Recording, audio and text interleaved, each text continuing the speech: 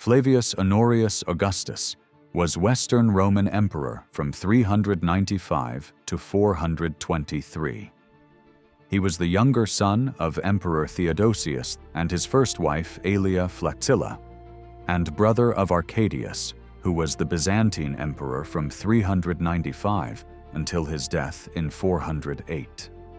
Even by the standards of the rapidly declining Western Empire, Honorius's reign was precarious and chaotic.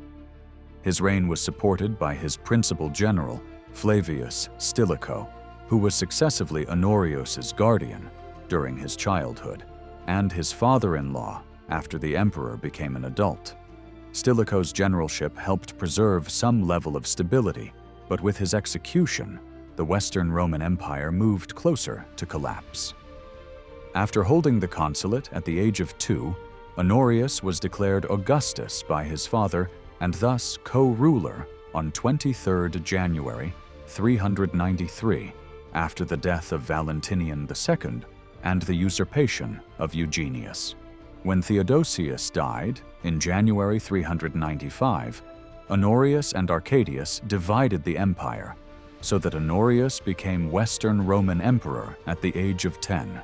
During the first part of his reign, Honorius depended on the military leadership of the general Stilicho, who had been appointed by Theodosius and was of mixed Vandal and Roman ancestry.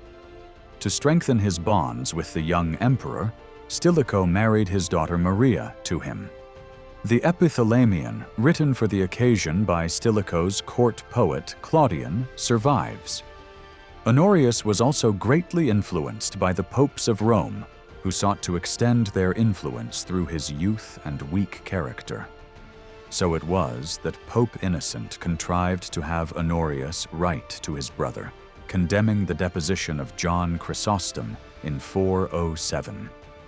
At first, Honorius based his capital in Milan, but when the Visigoths under King Alaric entered Italy in 401, he moved his capital to the coastal city of Ravenna, which was protected by a ring of marshes and strong fortifications.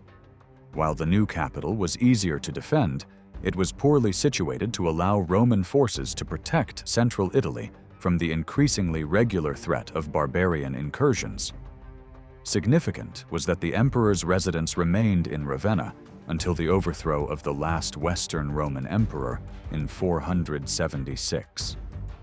That was probably the reason why Ravenna was chosen not only as the capital of the Ostrogothic kingdom in Italy, but also for the seat of the Byzantine exarchs as well.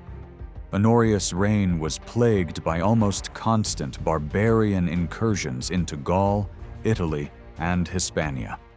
At the same time, a host of usurpers rose up due to the apparent inability of the emperor to see to the empire's defenses.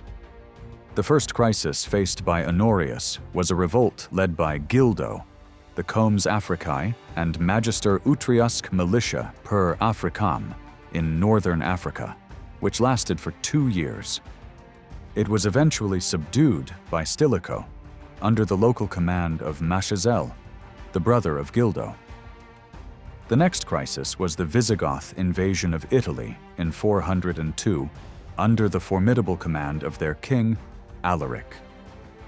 Stilicho was absent in Raetia in the latter months of 401, when Alaric, who was also the Eastern Empire's Magister Militum in Illyricum, suddenly marched with a large army to the Julian Alps and entered Italy.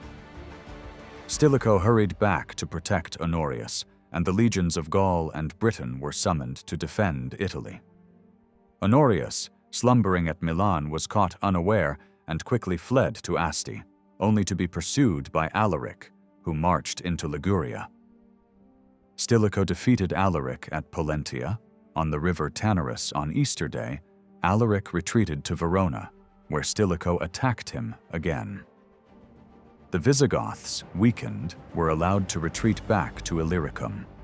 In 405, Stilicho met an invasion of Italy led across the Danube by Radagaisus. They brought devastation to the heart of the empire until Stilicho defeated them in 406 and recruited most of them into his forces. Then, in 405, an enormous barbarian horde composed of Ostrogoths, Alans, Vandals, and Quadi crossed the frozen Rhine and invaded Gaul. The situation in Britain was even more difficult. The British provinces were isolated, lacking support from the empire, and the soldiers supported the revolts of Marcus, Gratian, and Constantine III. Constantine invaded Gaul in 407, occupying Arles, and while Constantine was in Gaul, his son Constans ruled over Britain. By 410, Britain was effectively told to look after its own affairs and expect no aid from Rome. There was good reason for this, as the Western Empire was effectively overstretched due to the massive invasion of Alans, Suebi, and Vandals, who, although they had been repulsed from Italy in 406, moved into Gaul on 31st December 406 and arrived in Hispania in 409. In early 408, Stilicho attempted to strengthen his position at court by marrying his second daughter, Thermantia, to Honorius after the death of the Empress Maria in 407. Another invasion by Alaric was prevented in 408 by Stilicho, when he forced the Roman Senate to pay 4,000 pounds of gold to persuade the Goths to leave Italy. Honorius, in the meantime, was at Bononia on his way from Ravenna to Ticinum, when the news reached him of his brother's death in May 408. He at first was planning to go to Constantinople to help set up the court in the wake of the accession of Theodosius II. Summoning Stilicho from Ravenna for advice, Stilicho advised Honorius not to go and proceeded to go himself. In Stilicho's absence, a minister named Olympius gained the confidence of Honorius. He convinced the emperor that his Arian father-in-law was conspiring with the barbarians to overthrow Honorius. On his return to Ravenna, Honorius ordered the arrest and execution of Stilicho. With Stilicho's fall, Olympius moved against all of his former father-in-law's allies, killing and torturing key individuals, and ordering the confiscation of the property of anyone who had borne any office while Stilicho was in command. Honorius's wife Thermantia, daughter of Stilicho, was taken from the imperial throne and given over to her mother. Eucharius, the son of Stilicho, was put to death. The conspiracy also massacred the families of Stilicho's federate troops, and the troops defected en masse to Alaric. In 409, Alaric returned to Italy, finding little effective opposition in the field. With the agreement of the Senate, he supported the usurpation of Priscus Attalus. In 410, the Eastern Roman Empire sent 6 legions, 6,000 men. Due to changes in tactics, legions of this period were about 1,000 soldiers, down from the 6,000 soldier legions of the Republic and early Empire periods, to aid Honorius. To counter Attalus, Honorius tried to negotiate with Alaric. Alaric withdrew his support for Attalus in 410, but the negotiations with Honorius broke down. Alaric again entered Italy in 410 and sacked Rome. The revolt of Constantine III in the west continued through this period. In 409, Gerontius, Constantine III's general in Hispania, rebelled against him, proclaimed Maximus emperor, and besieged Constantine at Arles. Honorius now found himself an able commander, Constantius, who defeated Maximus and Gerontius, and then Constantine in 411. Gaul was again a source of troubles for Honorius. Just after Constantius's troops had returned to Italy, Jovinus revolted in northern Gaul, with the support of Alans, Burgundians, and the Gallic nobility. Jovinus tried to negotiate with the invading Goths of Ataulf, but his proclamation of his brother Sebastianus as Augustus made Ataulf seek alliance with Honorius. Honorius had Ataulf defeat and execute Jovinus in 413. At the same time, Heraclianus raised the standard of revolt in North Africa, but failed to launch an invasion of Italy. Defeated, he fled back to Carthage and was killed. In 414, Constantius attacked Ataulf, who proclaimed Priscus Attalus emperor again. Constantius drove Ataulf into Hispania, and Attalus, having again lost Visigoth support, was captured and deposed. In the 11th consulship of Honorius and the 2nd of Constantius, the emperor entered Rome in triumph, with Attalus at the wheels of his chariot. Honorius punished Attalus by cutting off his right finger and thumb, inflicting the same fate that Attalus threatened Honorius with. Remembering how Attalus had suggested that Honorius should retire to some small island, he returned the favor by banishing Attalus to the island of Lipara. Northeastern Gaul became subject to even greater Frankish influence, while a treaty signed in 418 granted to the Visigoths southwestern Gaul, the former Gallia Aquitania. Under the influence of Constantius, Honorius issued the Edict of 418, which was designed to enable the empire to retain a hold on the lands which were to be surrendered to the Goths. This edict relaxed the administrative bonds that connected all the 7 provinces: the Maritime Alps, Narbonensis Prima, Narbonensis Secunda, Novem Populania, Aquitania Prima, Aquitania Secunda, and Viennensis, with the central government. It removed the imperial governors and allowed the inhabitants, as a dependent federation, to conduct their own affairs, for which purpose representatives of all the towns were to meet every year in Arles. In 417, Constantius married Honorius's sister, Galla Placidia, much against her will. In 421, Honorius recognized him as co-emperor Constantius III. However, when the announcement of his elevation was sent to Constantinople, Theodosius refused to recognize him. Constantius, enraged, began preparations for a military conflict with the Eastern Empire, but before he could commence the planned intervention, he died early in 422.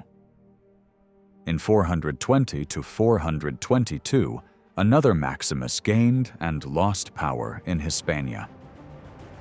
By the time of Honorius's death in 423, Britain, Spain, and large parts of Gaul had effectively passed into barbarian control.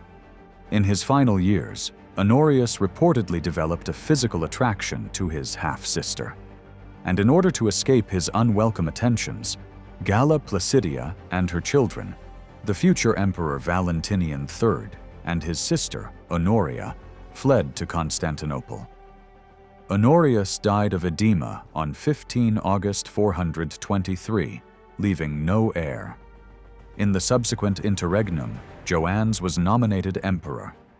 The following year, however, the Eastern Emperor Theodosius II elected his cousin Valentinian III, son of Galla Placidia and Constantius III, as emperor. The most notable event of his reign was the assault and sack of Rome on 24 August 410 by the Visigoths under Alaric. The city had been under Visigothic siege since shortly after Stilicho's deposition and execution in the summer of 408. Lacking a strong general to control the by now mostly barbarian Roman army, Honorius could do little to attack Alaric's forces directly, and apparently adopted the only strategy he could in the situation: wait passively for the Visigoths to grow weary and spend the time marshalling what forces he could. Unfortunately, this course of action appeared to be the product of Honorius's indecisive character, and he suffered much criticism for it, both from contemporaries and later historians. Whether this plan could have worked is perhaps debatable. In any case, it was overtaken by events. Stricken by starvation, somebody opened Rome's defenses to Alaric, and the Goths poured in. The city had not been under the control of a foreign force since an invasion of Gauls some 8 centuries before. The sack itself was notably mild as sacks go. Churches and religious statuary went unharmed, for example. The psychological blow to the Romans was considerably more painful. The shock of this event reverberated from Britain to Jerusalem. and inspired Augustine to write his magnum opus, The City of God. The year 410 also saw Honorius reply to a British plea for assistance against local barbarian incursions, called the Rescript of Honorius. Preoccupied with the Visigoths, Honorius lacked any military capability to assist the distant province. According to the 6th century Byzantine scholar Zosimus, Honorius wrote letters to the cities in Britain, bidding them to guard themselves. This sentence is located randomly in the middle of a discussion of southern Italy. No further mention of Britain is made, which has led some, though not all, modern academics to suggest that the rescript does not apply to Britain, but to Bruttium in Italy. In his History of the Wars, Procopius mentions a story where, on hearing the news that Rome had perished, Honorius was initially shocked, thinking the news was in reference to a favorite chicken he had named Roma. At that time, they say that the Emperor Honorius in Ravenna received the message from one of the eunuchs, evidently a keeper of the poultry, that Rome had perished. And he cried out and said, "And yet it has just eaten from my hands." For he had a very large cock, Rome by name. And the eunuch, comprehending his words, said that it was the city of Rome which had perished at the hands of Alaric. And the emperor, with a sigh of relief, answered quickly, "But I thought that my foul Rome had perished." So great, they say, was the folly with which this emperor was possessed. Summarizing his account of Honorius' reign, the historian B. Bury wrote, "His name would be forgotten among the obscurest occupants of the imperial throne, were it not that his reign coincided with the fatal period in which it was decided that Western Europe was to pass from the Roman to the Teuton."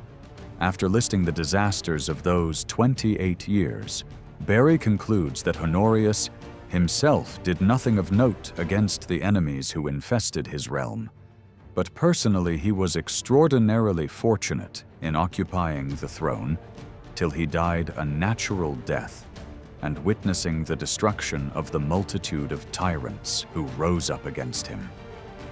Honorius issued a decree during his reign prohibiting men from wearing trousers in Rome. The last known gladiatorial fight took place during the reign of Honorius. Flavius Stilicho was a high-ranking general who was, for a time, the most powerful man in the Western Roman Empire. Half Vandal and married to the niece of the Emperor Theodosius, Stilicho's regency for the underage Honorius marked the high point of German advancement in the service of Rome. After many years of victories against a number of enemies, both barbarian and Roman, a series of political and military disasters finally allowed his enemies, in the court of Honorius, to remove him from power, culminating in his arrest and subsequent execution in 408. Known for his military successes and sense of duty, Stilicho was, in the words of historian Edward Gibbon, the last of the Roman generals. Stilicho was the son of a Roman soldier of Vandal birth and a provincial Roman woman. Despite his father's origins, there is little to suggest that Stilicho considered himself anything other than a Roman, and his high rank within the empire suggests that he was probably not Arian, like many Germanic Christians, but rather a Nicene Christian, like his patron Theodosius I, who declared Nicene Christianity the official religion of the empire. Stilicho joined the Roman army and rose through the ranks during the reign of Theodosius, who ruled the eastern half of the Roman Empire from Constantinople, and who was to become the last emperor to rule both the eastern and western halves of the empire jointly. In 383, Theodosius sent him as an envoy to the court of the Persian king Shapur III in Ctesiphon to negotiate a peace settlement relating to the partition of Armenia. Upon his return to Constantinople at the successful conclusion of peace talks, Stilicho was promoted to comes stabuli and later to general. The emperor recognized that Stilicho could be a valuable ally, and to form a blood tie with him, Theodosius married his adopted niece Serena to Stilicho. The marriage took place around the time of Stilicho's mission to Persia, and ultimately Serena gave birth to a son, who was named Eucharius, and two daughters, Maria and Thermantia. After the death of the Western Emperor Valentinian II in 392, Stilicho helped raise the army that Theodosius would lead to victory at the Battle of the Frigidus, and was one of the eastern leaders in that battle. One of his comrades during the campaign was the Visigothic warlord Alaric, who commanded a substantial number of Gothic auxiliaries. Alaric would go on to become Stilicho's chief adversary during his later career as the head of the Western Roman armies. Stilicho distinguished himself at the Frigidus, and Theodosius, exhausted by the campaign, saw him as a man worthy of responsibility for the future safety of the empire. The last emperor of a united Rome appointed Stilicho guardian of his son, Honorius, shortly before his death in 395. Following the death of Theodosius, Honorius became emperor of the Western Roman Empire, while his brother Arcadius was placed on the eastern throne in Constantinople. As both were underage, Theodosius had appointed Stilicho as the caretaker for Honorius until he came of age. He would claim to have been given a similar role in regards to Arcadius, although no independent verification of this exists. Neither proved to be effective emperors, and Stilicho came to be the de facto commander-in-chief of the Roman armies in the west, while his rival Rufinus became the power behind the throne in the east. In his role in the west, Stilicho proved his abilities energetically, although political maneuverings by agents of the two imperial courts would hinder him throughout his career.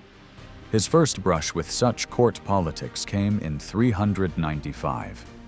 The Visigoths, living in Lower Moesia, had recently elected Alaric as their king. Alaric broke his treaty with Rome and led his people on a raid into Thrace.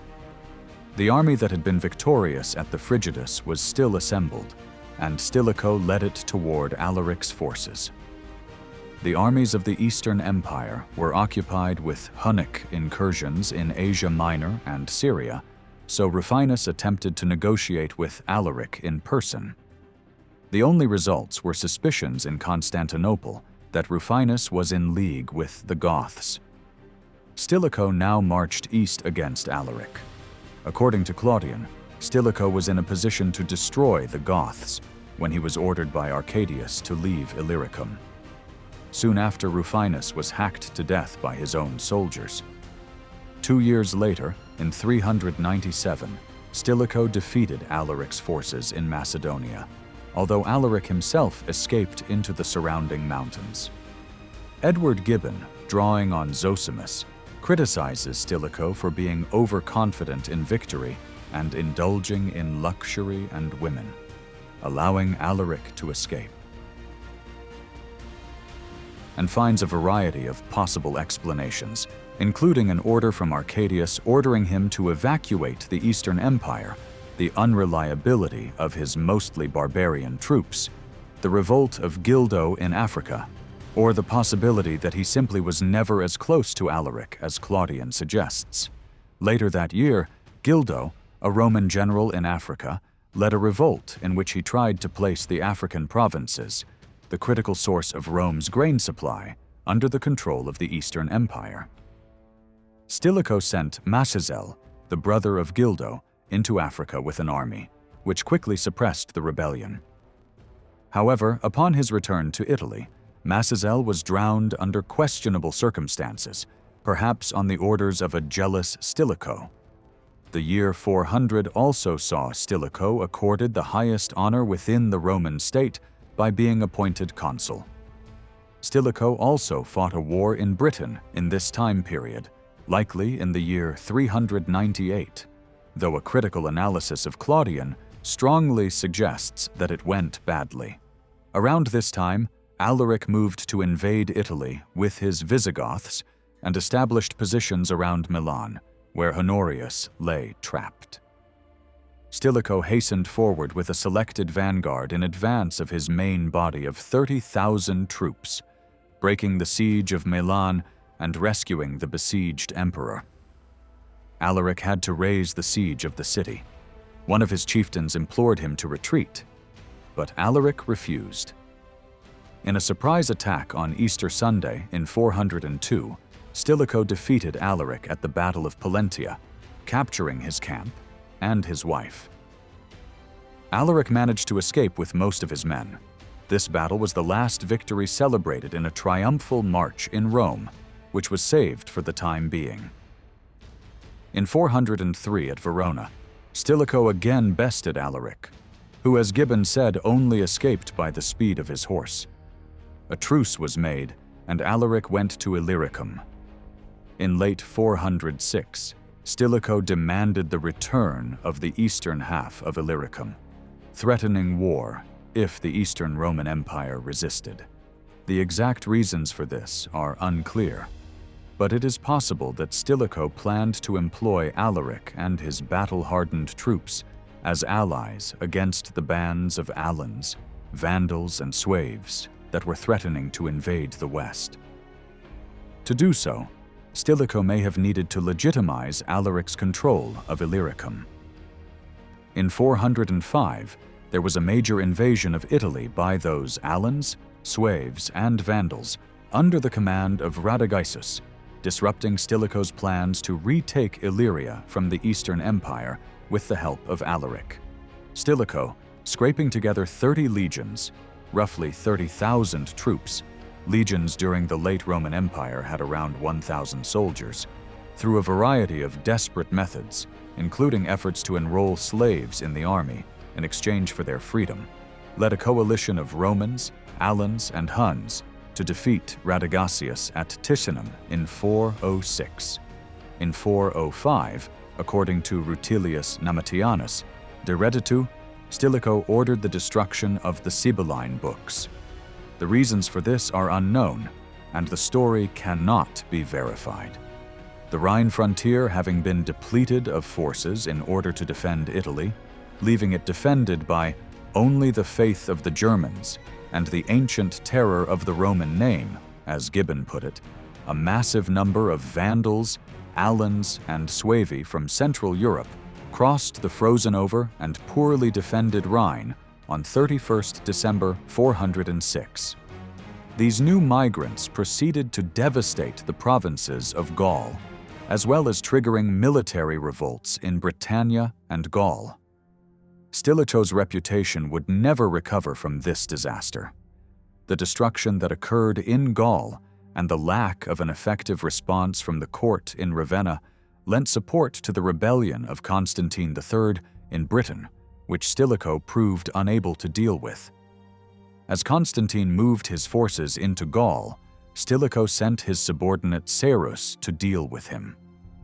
Sarus had some initial success, winning a major victory and killing both of Constantine's Magister Militum, but a relief force drove him back and saved the rebellion. Sarus withdrew, and Stilicho decided to seal off the Alps to prevent Constantine from threatening Italy. Meanwhile, Constantine's rebellion having broken off the negotiations between Alaric and Stilicho for the joint attack on Illyria, Alaric demanded the payment he was owed, threatening to attack Italy again if he was not given a large amount of gold. The Senate, inspired by the courage rather than the wisdom of their predecessors, as Gibbon put it, was in favor of war with Alaric until Stilicho persuaded them to give in to Alaric's demands. They were angry at Stilicho for this, and one of the most outspoken of them, Lampadius, said, "Non est ista pax, sed pactio servitutis." His unsuccessful attempts to deal with Constantine, rumors that he had earlier planned the assassination of Rufinus, and that he planned to place his son on the Byzantine throne following the death of Emperor Arcadius in 408 caused a revolt. The Roman army at Ticinum mutinied on August 13th, killing at least 7 senior imperial officers. This was followed by events which John Matthews observed have every appearance of a thoroughly coordinated coup d'etat organized by Stilicho's political opponents. Stilicho retired to Ravenna, where he was taken into captivity. Although it was within his ability to contest the charges, Stilicho did not resist, either because of loyalty to Rome or for fear of the consequences to the already precarious state of the Western Empire. He was decapitated on August 22, 408. His son Eucharius was murdered in Rome shortly afterwards. In the disturbances which followed the downfall and execution of Stilicho, the wives and children of barbarian foederati throughout Italy were slain by the local Romans. The natural consequence was that these men, estimates describe their numbers as perhaps 30,000 strong, flocked to the protection of Alaric, clamoring to be led against their enemies. The Visigothic warlord accordingly crossed the Julian Alps and began a campaign through the heart of Italy. By September 408, the barbarians stood before the walls of Rome. Without a strong general like Stilicho, Honorius could do little to break the siege and adopted a passive strategy trying to wait out Alaric, hoping to regather his forces to defeat the Visigoths in the meantime. What followed was 2 years of political and military maneuvering. Alaric, king of the Goths, attempting to secure a permanent peace treaty and rights to settle within Roman territory. He besieged Rome 3 times without attacking, while the Roman army of Italu watched helplessly, but only after a 4th failed attempt at a deal was Alaric's siege a success. After months under siege, the people of Rome were dying of hunger, and some were resorting to cannibalism. Then the inevitable happened. A traitor opened the gates to Alaric's troops, and they sacked the city in August 410. The removal of Stilicho was the main catalyst leading to this monumental event, the first barbarian capture of the city in nearly 8 centuries and a part of the fall of the Western Roman Empire. Flavius Constantius, commonly known as Constantius III, was Western Roman Emperor for 7 months in 421. A prominent general and politician, he was the power behind the throne for much of the 410s, and in 421 briefly became co-emperor of the Western Empire with Honorius. Constantius was born in Naissus and was probably a career soldier who reached the rank of Magister Militum under Honorius. In 411, he defeated Gerontius, the general of usurper Maximus, and Constantine III, another usurper. Constantine had revolted against Honorius, but then he had broken his relationship with General Gerontius, who had proclaimed Maximus emperor in opposition to both Honorius and Constantine.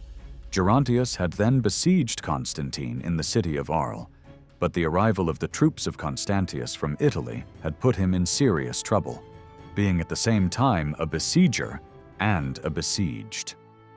Gerontius was abandoned by his troops and then killed in Hispania. The able general having been disposed of, Constantius besieged the city for 3 months until the general of Constantine, Eudobicus, who had been sent across the border to find allies, did return with a large army of Franks and Alemanni. Before the walls of Arles, Constantius confronted and defeated Eudobicus, who was later betrayed and killed by a friend. Constantine was forced to surrender to Constantius when his troops on the Rhine left him for another usurper, Jovinus. Constantius granted a safe conduct to Constantine, who had become an ordained priest, but later he captured and killed him. In 412, he expelled from Italy the Visigoths under Ataulf. In 413, he held his first consulate. In 414, he began a military offensive against the Visigoths. In response, Ataulf appointed as emperor Priscus Attalus, who had already been a usurper against Honorius in 410. The blockade imposed by Constantius on Gallic ports was so effective that the Visigoths fled from Gaul to Hispania in 415. Attalus too tried to flee, but was captured by the forces of Constantius and sent to Ravenna. With the death of Ataulf and his successor Segeric, that same year Constantius signed a treaty with the new Visigothic king Wallia. In exchange of 600,000 bushels of wheat and the territory of the region of Aquitaine, from the Pyrenees to the Garonne, the Visigoths pledged to fight on behalf of the Romans, as allies, official or vassal state of the empire, the Vandals, Alans, and Suebi, who in 407 had crossed the Rhine River and were stationed in the provinces of Hispania.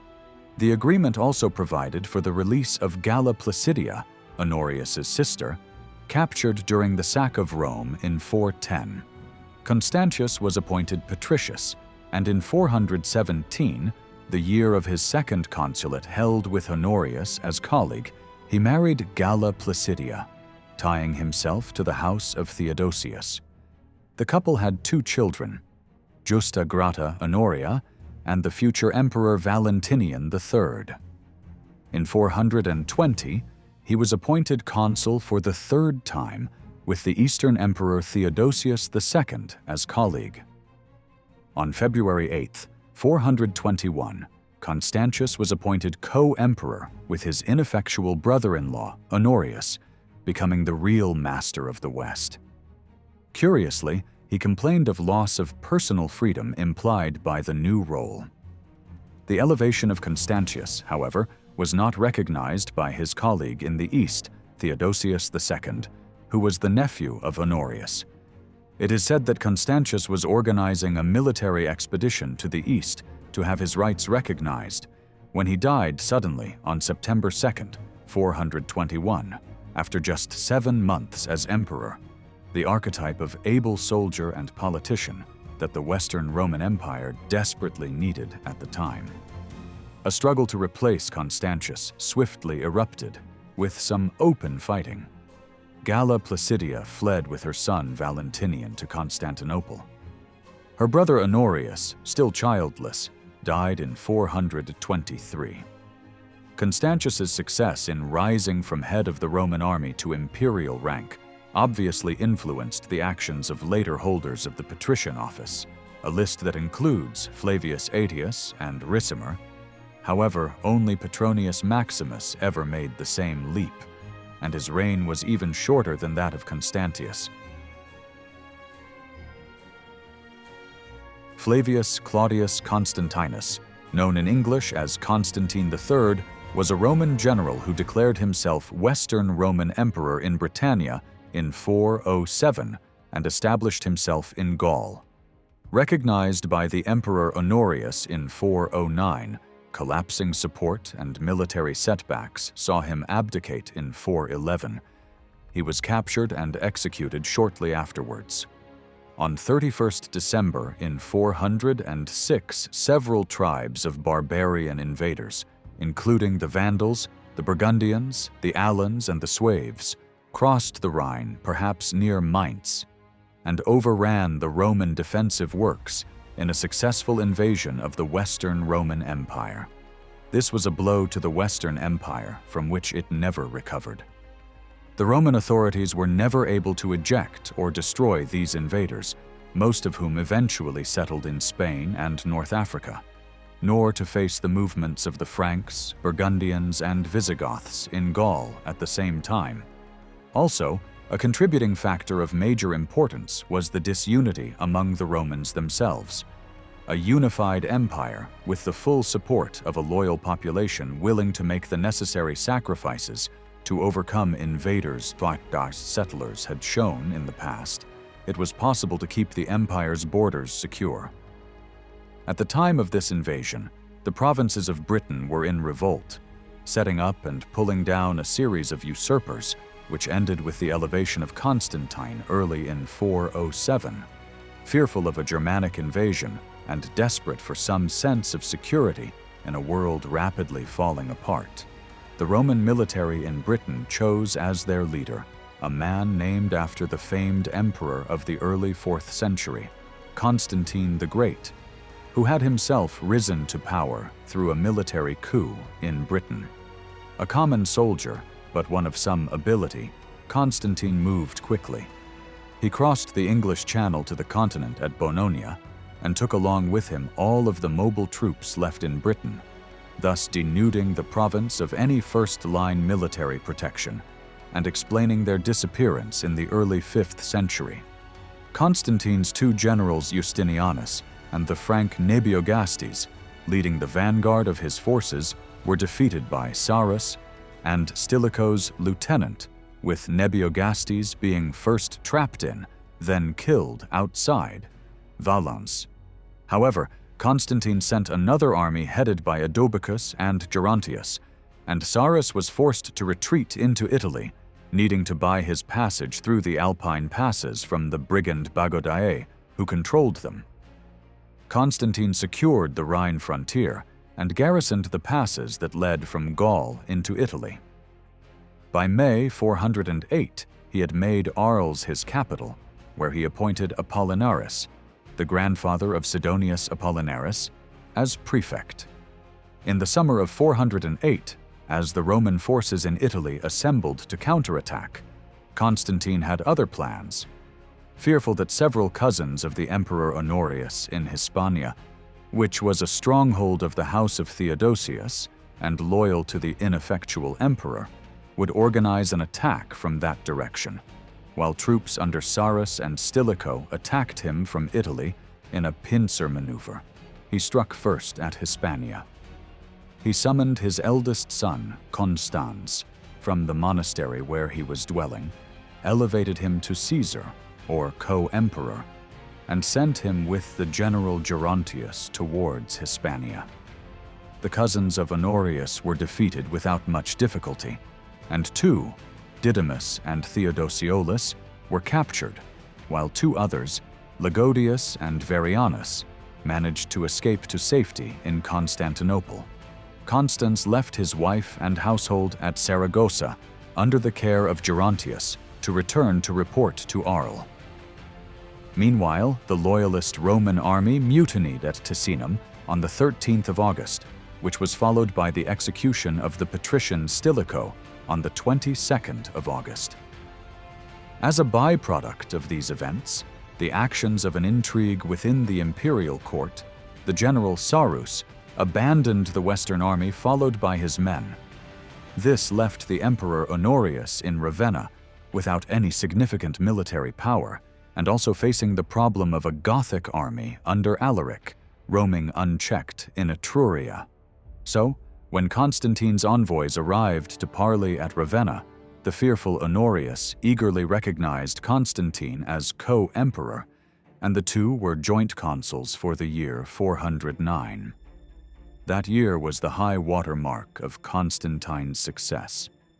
But by September, the tribes that had overrun the Rhine defenses and had spent the intervening 2 years and 8 months burning and plundering their way through Gaul had reached the Pyrenees, where they broke through Constantine's garrisons and entered Hispania.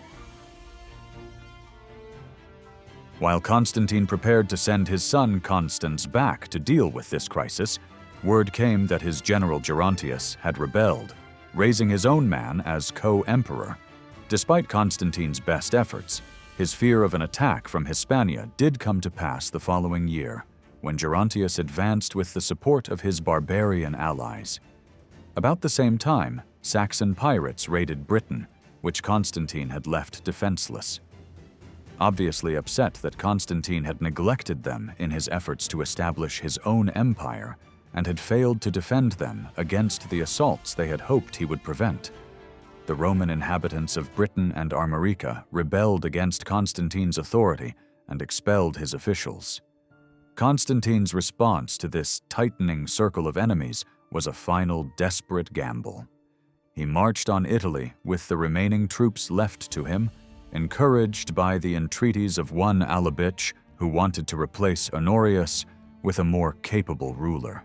But this invasion ended in defeat, with Alabich losing his life and Constantine forced to retreat into Gaul in the late spring of 410. Constantine's position grew even more untenable.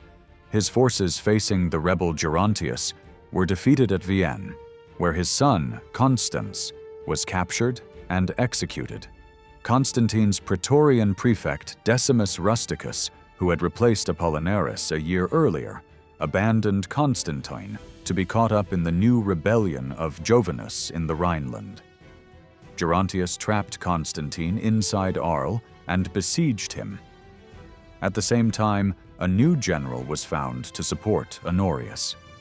The future Constantius III, who arrived at Arles, put Gerontius to flight and then took over the siege of Constantine in Arles. Constantine held out, hoping for the return of his general Eudobichus, who was raising troops in northern Gaul amongst the Franks. But on his return, Eudobichus was defeated by a simple stratagem. Constantine's last slender hope faded when his last troops guarding the Rhine abandoned him to support Jovinus, and he was forced to surrender. Despite the promise of safe passage and Constantine's assumption of clerical offices, Constantius imprisoned the former soldier and had him beheaded on his way to Ravenna in either August or September 411. Although Gerontius committed suicide in Hispania, and Atholf the Visigoth later suppressed the revolt of Jovinus, Roman rule never returned to Britain after the death of Constantine III. As the historian Procopius later explained, from that time onwards it remained under of tyrants. Priscus Attalus was twice Roman usurper, against Emperor Honorius, with Visigothic support. Priscus Attalus was a Greek from Asia whose father had moved to Italy under Valentinian Fernur. Attalus was an important senator in Rome, who served as Praefectus Urbi in 409. He was twice proclaimed emperor by the Visigoths in an effort to impose their terms on the ineffectual Emperor Honorius in Ravenna. He held the title of emperor in Rome during 409, and later in Bordeaux in 414. His two reigns lasted only a few months. The first one ended when Alaric believed it was hampering his negotiations with Honorius, and the second came to an end after he was abandoned by the Visigoths and eventually captured by Honorius's men. Attalus was obliged to participate in the triumph Honorius celebrated in the streets of Rome in 416, before finishing his days exiled in the Lipari Islands. Jovinus was a Gallo-Roman senator and claimed to be Roman emperor. Following the defeat of the usurper, known with the name of Constantine III, Jovinus was proclaimed emperor at Mainz in 411, a puppet supported by Gundahar, king of the Burgundians, and Goar, king of the Alans. Jovinus kept his position in Gaul for 2 years, long enough to issue coinage that showed him wearing the imperial diadem. He was supported by a number of local Gallo-Roman nobles who had survived Constantine's defeat. Under the pretext of Jovinus's imperial authority, Gundahar and his Burgundians established themselves on the left bank of the Rhine, between the river Lauter and the Nahe. Here they founded a kingdom with the old Romanized Gaulish settlement of Borbetomagus as its capital. Jovinus's end came after the Visigoths under Ataulf left Italy, ostensibly to join him, carrying with them as hostages the ex-emperor Attalus and Galla Placidia, Honorius's half-sister. Then Ataulf attacked and killed Sarus, who had also come to support Jovinus. Jovinus, offended at this act, then failed to consult Ataulf when he elevated his brother Sebastianus as co-emperor. Insulted, Ataulf allied his Visigoths with Honorius, and they defeated Jovinus's troops. Sebastianus was executed. Jovinus fled for his life, but was besieged and captured in Valentia and taken to Narbo, where Caius Postumus Dardanus, the Praetorian prefect in Gaul, who had remained loyal to Honorius, had him executed. Jovinus's and Sebastianus's heads were afterwards sent to Honorius and mounted on the walls of Ravenna. Flavius Placidius Valentinianus Augustus was Western Roman emperor from 425 to 455. His reign was marked by the ongoing dismemberment of the Western Empire. Valentinian was born in the western capital of Ravenna, the only son of Galla Placidia and Flavius Constantius. His mother was the younger half-sister of the Western Emperor Honorius, while his father was at the time a patrician and the power behind the throne. Through his mother, Valentinian was a descendant both of Theodosius I, who was his maternal grandfather, and of Valentinian Fürmpfer, who was the father of his maternal grandmother. It was also through his mother's side of the family that he was the nephew of Honorius and first cousin to Theodosius II, who was Eastern Emperor for most of Valentinian's life. Valentinian had a full sister, Justa Grata Honoria, who was probably born in 417 or 418. The history of Paul the Deacon mentions her first when mentioning the children of the marriage, suggesting she was the eldest. His mother had previously been married to Ataulf of the Visigoths and had borne a son, Theodosius, in Barcelona in 414. But the child had died early in the following year, thus eliminating an opportunity for a Romano-Visigothic line. When Valentinian was less than 2 years old, Honorius appointed Constantius co-emperor, a dignity he would hold until his death 7 months later. As a result of all these family ties, Valentinian was the son, grandson, great-grandson, cousin, and nephew of Roman emperors. In either 421 or 423, Valentinian was given the title of Nobilissimus by Honorius, but which was not initially recognized in the Eastern court of Theodosius II. After the death of his father in 421, Valentinian followed his mother and his sister to Constantinople, when court intrigue saw Galla Placidia forced to flee from her half-brother, Emperor Honorius, and the young Valentinian went to live at the court of his cousin Theodosius II. In 423, Honorius died, and the usurper Joannes took the power in Rome. To counter this threat to his power, Theodosius belatedly recognized Valentinian's father as Augustus and nominated Valentinian Caesar of the West in October 23, 424. Theodosius also betrothed him to his own daughter, Licinia Eudoxia. It was only in the following year, after Joannes had been defeated in a combined naval and land campaign, that Valentinian was installed by the Eastern Patricius et Magister Officiorum Helion as Western Emperor in Rome on October 23, 425, at the age of 6. Given his minority status, the new Augustus ruled under the regency of his mother Galla Placidia, one of whose first acts was to install Felix as the Magister Utriusque Militia in the West. Her regency lasted until 437, and for the duration Theodosius II gave her his full support. This period was marked with a vigorous imperial policy and an attempt to stabilize the western provinces as far as the stretched resources of the empire could manage. In 425, the court at Ravenna negotiated with the Huns, who had accompanied Flavius Aetius to Italy in support of Joannes. They agreed to leave Italy and to evacuate the province of Pannonia Valeria, which was returned to the empire. This allowed Felix and the imperial government to restructure the defenses along the Danubian provinces in 427 and 428. In addition, there were significant victories over the Visigoths in Gaul in 426 and 430, and the Franks along the Rhine in 428 and 432.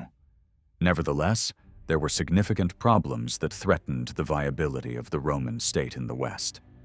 The Visigoths were a constant presence in southeastern Gaul and could not be dislodged.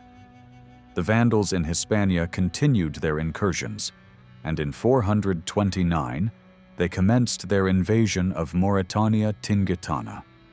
The loss of these territories seriously impacted the state's ability to function. the burden of taxation became more and more intolerable as Rome's power decreased, and the loyalty of its remaining provinces was seriously impaired in consequence.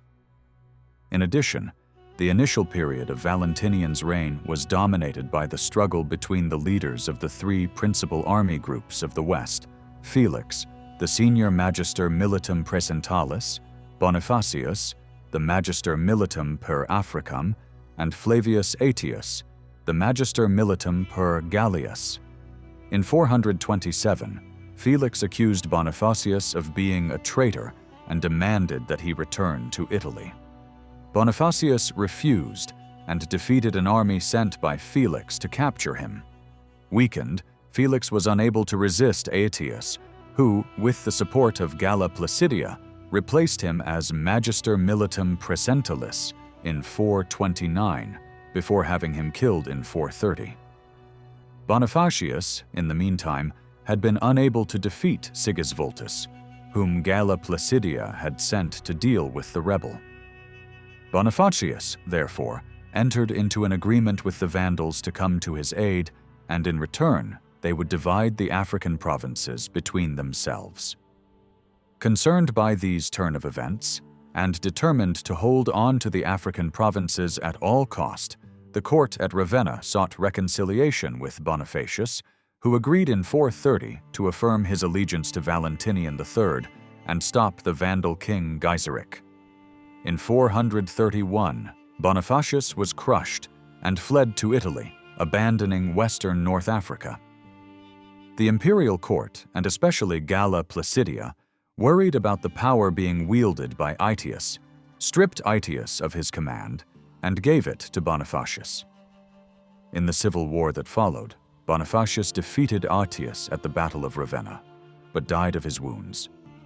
Aetius fled to the Huns, and with their help, was able to persuade the court to reinstate him to his old position of magister militum praesentalis in 434. As a consequence, in 435, Valentinian was forced to conclude a peace with Gaiseric, whereby the Vandals kept all their possessions in North Africa in return for a payment of tribute to the empire, while the Huns were granted new territory in Pannonia Savia to occupy. Galla Placidia's regency came to an end in 437 when Valentinian traveled to Constantinople to marry his fiancée, Licinia Eudoxia. On his return to Rome, he was nominally the emperor, but in truth, the management of imperial policy in the West was in the hands of Aetius. From 436 to 439, Aetius was focused on the situation in Gaul. Serious Gothic defeats in 437 and 438 were undone by a Roman defeat in 439, which saw the status quo restored through a new truce. He also enjoyed initial success against the Franks and the Burgundians, as well as putting down a revolt by the Bagaudae by 437. In 438, peace was also achieved with the Suebi in Spain. The same year, the Valentinian's daughter, Eudocia, was born.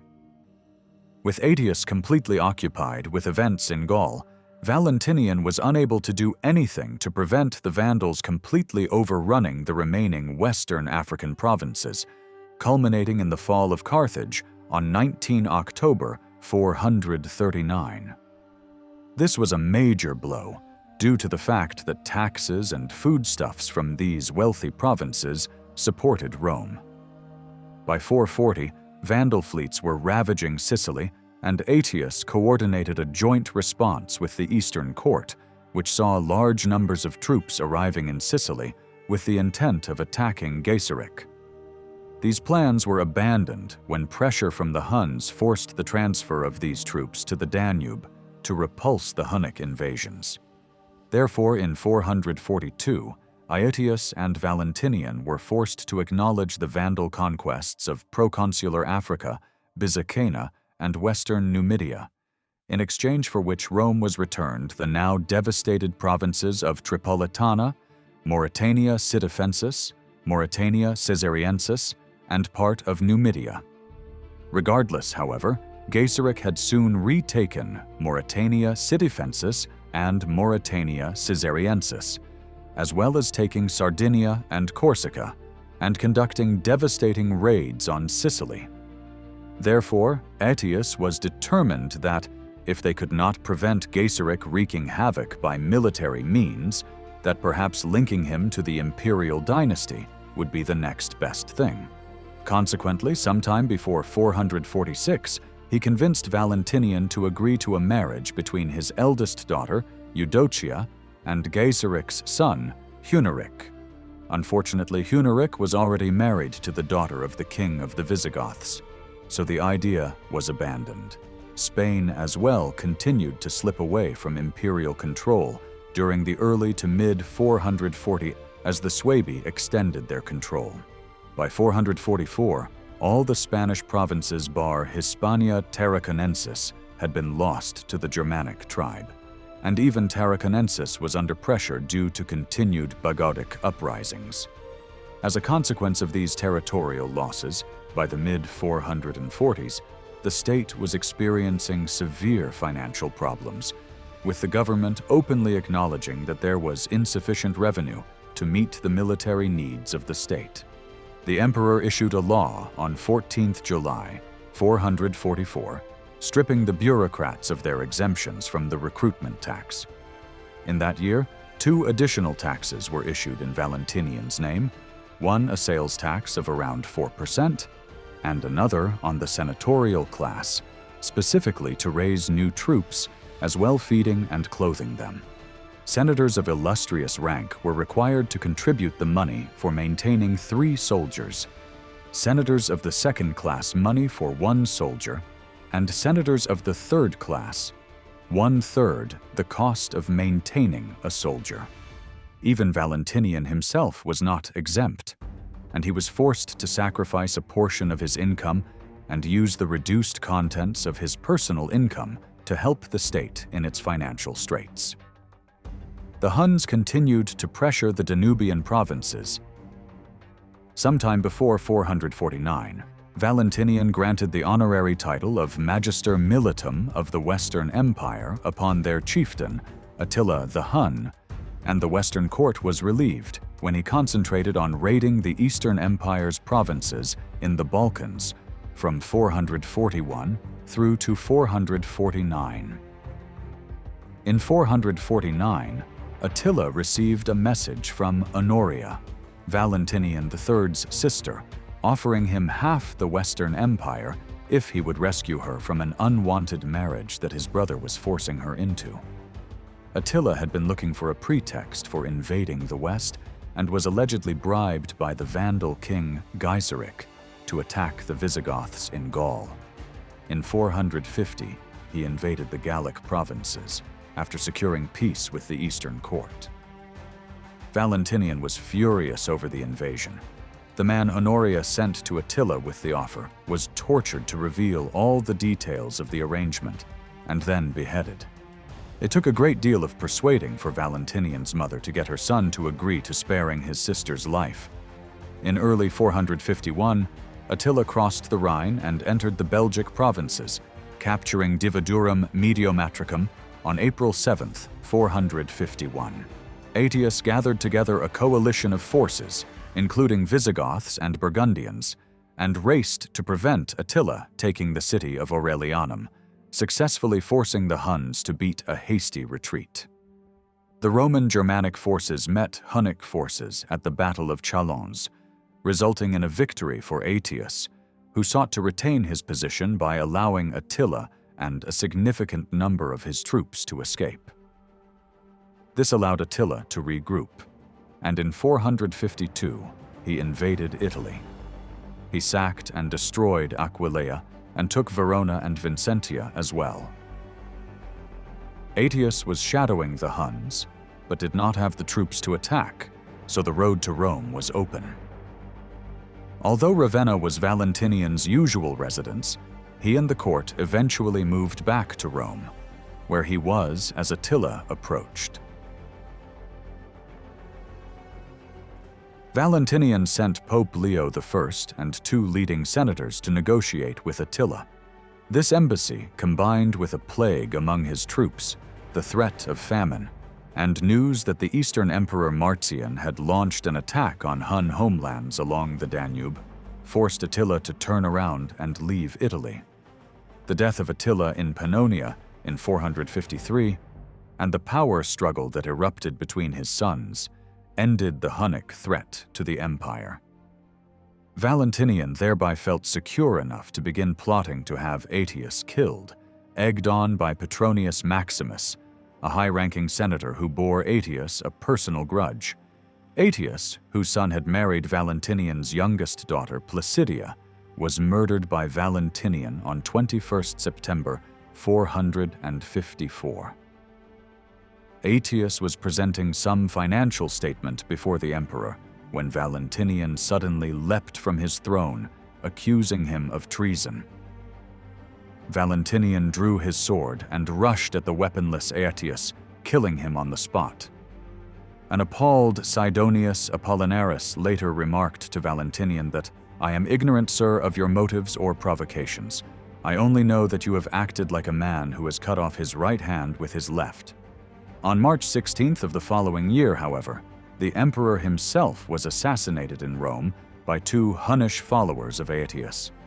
These retainers may have been put up to it by Petronius Maximus, a wealthy senator taking revenge for the rape of his wife Lucina by Valentinian. The day after the assassination, Petronius Maximus had himself proclaimed emperor by the remnants of the Western Roman army after paying a large donative. He was not as prepared as he thought to take over and stabilize the depleted empire, however. After a reign of only 11 weeks, Maximus was stoned to death by a Roman mob. King Gaiseric and his Vandals captured Rome a few days later and sacked it for 2 weeks. Valentinian's reign is marked by the dismemberment of the Western Empire. By the time of his death, virtually all of North Africa, all of Western Spain, and the majority of Gaul had passed out of Roman hands. He is described as spoiled, pleasure-loving, and heavily influenced by sorcerers and astrologers. Valentinian was devoted to religion, contributing to churches of Saint Lawrence in both Rome and Ravenna. He also handed over greater authority to the papacy. On June 6, 445, he issued a decree which recognized the primacy of the Bishop of Rome, based on the merits of Peter, the dignity of the city, and the Nicene Creed, ordained that any opposition to his rulings, which were to have the force of ecclesiastical law, should be treated as treason, and provided for the forcible extradition by provincial governors of anyone who refused to answer a summons to Rome. Valentinian was also consumed by trivialities. During the 430s, he began expelling all Jews from the Roman army, fearful of their supposed ability to corrupt the Christians they were serving with. According to Edward Gibbon, Valentinian III was a poor emperor. He faithfully imitated the hereditary weakness of his cousin and his two uncles, without inheriting the gentleness, the purity, the innocence, which alleviate in their characters the want of spirit and ability. Valentinian was less excusable, since he had passions without virtues. Even his religion was questionable, and though he never deviated into the paths of heresy, he scandalized the pious Christians by his attachment to the profane arts of magic and divination. John Bagnall Barry was equally scathing. Though he had ruled for 30 years, Valentinian had influenced the destinies of his empire even less than his uncle Honorius. He only flashed once into action, when, piqued by the presumption of Aetius in aspiring to connect himself with the imperial family, he struck him down. He thought he had slain his master. He found that he had slain his protector, and he fell a helpless victim to the first conspiracy which was hatched against his throne. The opinion of most modern historians is that Valentinian not only lacked the ability to govern the empire in a time of crisis, but aggravated its dangers by his self-indulgence and vindictiveness. Aelia Galla Placidia, daughter of the Roman Emperor Theodosius I, was the regent for Emperor Valentinian III from 423 until his majority in 437, and a major force in Roman politics for most of her life. She was consort to Ataulf, king of the Goths from 414 until his death in 415, and empress consort to Constantius III from 417 until his death in 422.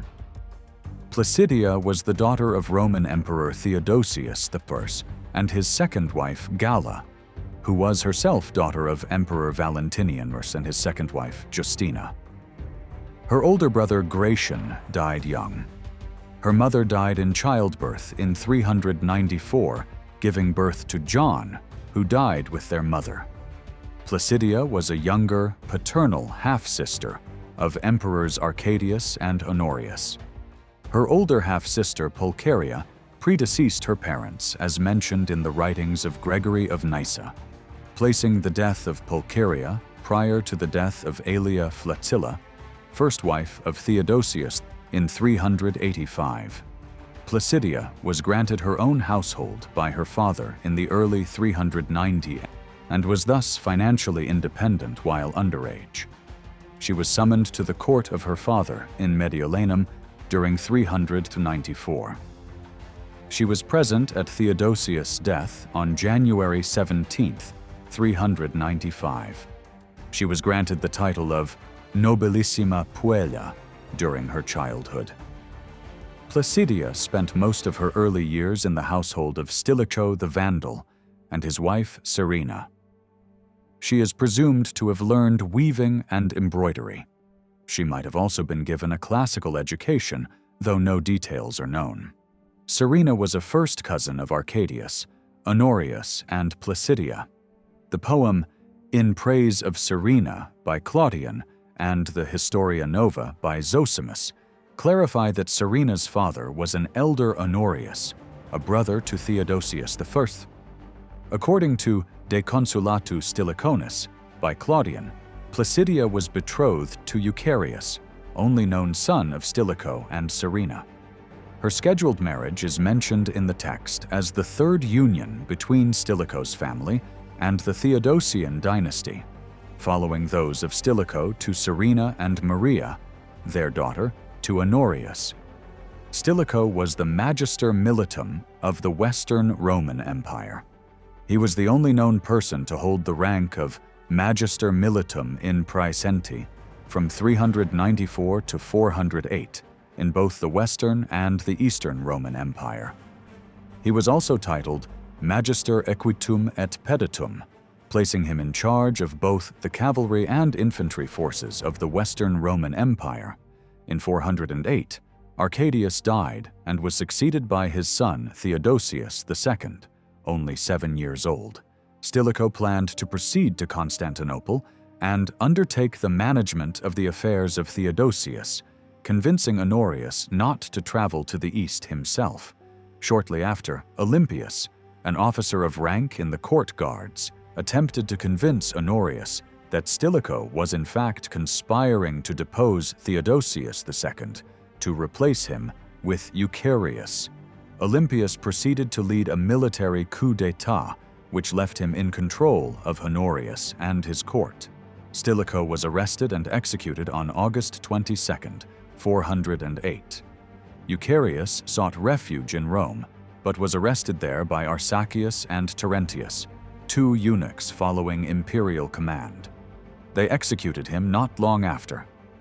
Honorius appointed Terentius imperial chamberlain and gave the next post under him to Arsacius. Their deaths left Placidia effectively unattached. In the disturbances that followed the fall of Stilicho, throughout the Italian peninsula, the wives and children of the Federati were slain. The Federati were considered loyalists of Stilicho and treated accordingly. The natural consequence of all this was that these men, to the number of 30,000, flocked to the camp of Alaric I, king of the Visigoths, clamoring to be led against their cowardly enemies. Alaric accordingly led them across the Julian Alps and, in September 408, stood before the Aurelian walls and began a strict blockade. Rome was under siege, with minor interruptions, from 408 to August 24, 410. Zosimus records that Placidia was within the city during the siege. When Serena was accused of conspiring with Alaric, the whole Senate, therefore, with Placidia, uterine sister to the emperor, thought it proper that she should suffer death. Her reasons for concurring to the execution of her cousin are not stated in the account. Prior to the fall of Rome, Placidia was captured by Alaric. Her captivity was recorded by both Jordanes and Marcellinus Comes, though the exact circumstances are not mentioned. She followed the Visigoths in their move from the Italian peninsula to Gaul in 412. Their ruler Ataulf, having succeeded Alaric, entered an alliance with Honorius against Jovinus and Sebastianus, rival Western Roman emperors located in Gaul. He managed to defeat and execute both Gallo-Roman emperors in 413. After the heads of Sebastianus and Jovinus arrived at Honorius' court in Ravenna in late August to be forwarded for display among other usurpers on the walls of Carthage, relations between Ataulf and Honorius improved sufficiently for Ataulf to cement them by marrying Galla Placidia at Narbonne on January 1, 414. The nuptials were celebrated with high Roman festivities and magnificent gifts from the Gothic booty. Priscus Attalus gave the wedding speech, a classical epithalamium. The marriage was recorded by Hydatius. The historian Jordanus states that they married earlier, in 411, at Forum Livii. Jordanus's date may actually be when she and the Gothic king first became more than captor and captive. Placidia and Ataulf had a single known son, Theodosius. He was born in Barcelona by the end of 414. Theodosius died early in the following year, thus eliminating an opportunity for a Romano-Visigothic line. Years later, the corpse was exhumed and reburied in the imperial mausoleum in Old St. Peter's Basilica, Rome. In Hispania, Ataulf imprudently accepted into his service a man identified as Dubius, or Eberwulf, a former follower of Sarus. Sarus was a Germanic chieftain who was killed while fighting under Jovinus and Sebastianus. His follower harbored a secret desire to avenge the death of his beloved patron. And so, in the palace at Barcelona, the man brought Ataulf's reign to a sudden end by killing him while he bathed in September 415. The Amali faction proceeded to proclaim Sigaric, a brother of Sarus, as the next king of the Visigoths. According to the History of the Decline and Fall of the Roman Empire by Edward Gibbon, the first act of Sigaric's reign was the inhuman murder of Ataulf's 6 children from a former marriage whom he tore, without pity, from the feeble arms of a venerable bishop. As for Galla Placidia, as Ataulf's widow, she was treated with cruel and wanton insult by being forced to walk more than 12 miles on foot among the crowd of captives driven ahead of the mounted Sigaric. Seeing the noble widow's sufferings, however, became one of the factors that roused indignant opponents of the usurper, who quickly assassinated Sigaric and replaced him with Wallia, Ataulf's relative. According to the Chronicon Albuldense, included in the Rhoda Codex, Wallia was desperate for food supplies. He surrendered to Constantius III, at the time Magister Militum of Honorius, negotiating terms giving foederati status for the Visigoths. Placidia was returned to Honorius as part of the peace treaty. Her brother Honorius forced her into marriage to Constantius III on January 1, 417. Their daughter Justa Grata Honoria was probably born in 417 or 418. The history of Paul the Deacon mentions her first among the children of the marriage, suggesting that she was the eldest. Their son, Valentinian III, was born July 2nd, 419. Placidia intervened in the succession crisis following the death of Pope Zosimus on December 26, 418. Two factions of the Roman clergy had proceeded to elect their own popes, the first electing Eulalius and the other electing Boniface I. They acted as rival popes, both in Rome, and their factions plunged the city into tumult. Symmachus, prefect of Rome, sent his report to the imperial court at Ravenna, requesting an imperial decision on the matter. Placidia and, presumably, Constantius petitioned the emperor in favor of Eulalius. This was arguably the first intervention by an emperor in the papal election. Honorius initially confirmed Eulalius as the legitimate pope. As this failed to put an end to the controversy, Honorius called a synod of Italian bishops at Ravenna to decide the matter. The synod met from February to March 419, but failed to reach a conclusion. Honorius called a second synod in May, this time including Gaulish and African bishops. In the meantime, the two rival popes were ordered to leave Rome. As Easter approached, however, Eulalius returned to the city and attempted to seize the Basilica of St. John Lateran in order to preside at the Paschal ceremonies. Imperial troops managed to repel him, and on Easter the ceremonies were led by Achilleus, Bishop of Spoleto. The conflict cost Eulalius the imperial favor, and Boniface was proclaimed the legitimate pope as of April 3, 419, returning to Rome a week later. Placidia had personally written to the African bishops, summoning them to the Second Synod. 3 of her letters are known to have survived. On February 8, 421, Constantius was proclaimed an Augustus, becoming co-ruler with the childless Honorius. Placidia was proclaimed an Augusta. She was the only empress in the West, since Honorius had divorced his second wife, Thermantia, in 408 and had never remarried.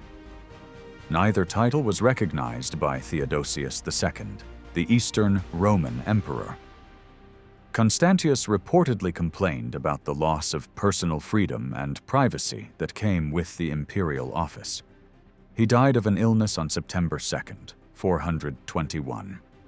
Galla Placidia herself was now forced from the Western Empire. Though the motivation for this remains unclear, the public issue was the increasingly scandalous public caresses she received from her own brother Honorius. This, at least, was the interpretation of Olympiodorus of Thebes, a historian used as a source by Zosimus, Sozomen, and probably Philostorgius, as J.F. Matthews has demonstrated. Gibbon had a different opinion. The power of Placidia and the indecent familiarity of her brother, which might be no more than the symptoms of a childish affection, were universally attributed to incestuous love.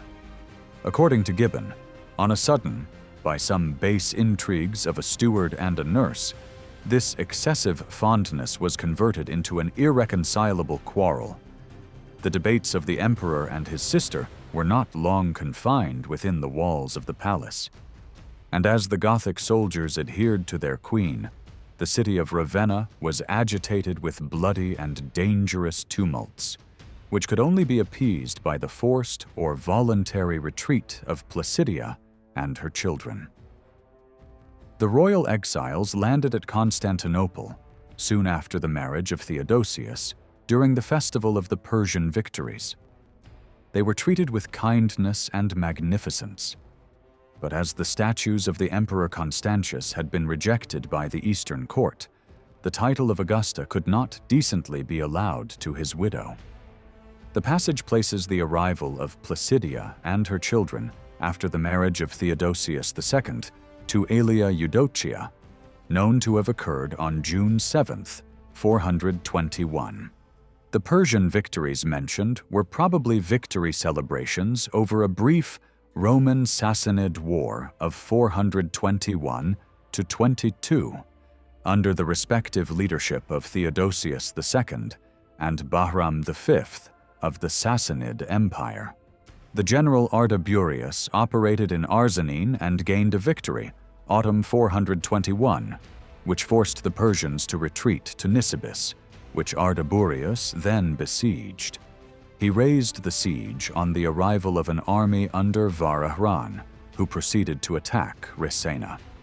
Meanwhile, the Saracens of Hira, under al-Mundir, were sent to invade Syria and were defeated by Vitianus. During the peace negotiations, the Persians attacked the Romans and were defeated by Procopius, son-in-law of Anthemius. The Empress Eudocia celebrated the war in a poem in heroic meter. The Saracens of Hira were the Lakhmids of Al-Hira. On August 15, 423, Honorius died of dropsy, perhaps pulmonary edema. With no member of the Theodosian dynasty present at Ravenna to claim the throne, Theodosius II was expected to nominate a Western co-emperor. However, Theodosius hesitated, and the decision was delayed. Taking advantage of the power vacuum, Castinus the patrician proceeded to become a kingmaker. He declared Joannes, the primicerius notariorum, to be the new Western Roman emperor. Among their supporters was Flavius Aetius. Aetius was a son of Flavius Gaudentius, Magister Militum, and Aurelia. Joannes's rule was accepted in the provinces of Italia, Gaul, Hispania, but not in Africa province. Theodosius II reacted by preparing Valentinian III for eventual promotion to the imperial office. In 424, Valentinian was named nobilissimus.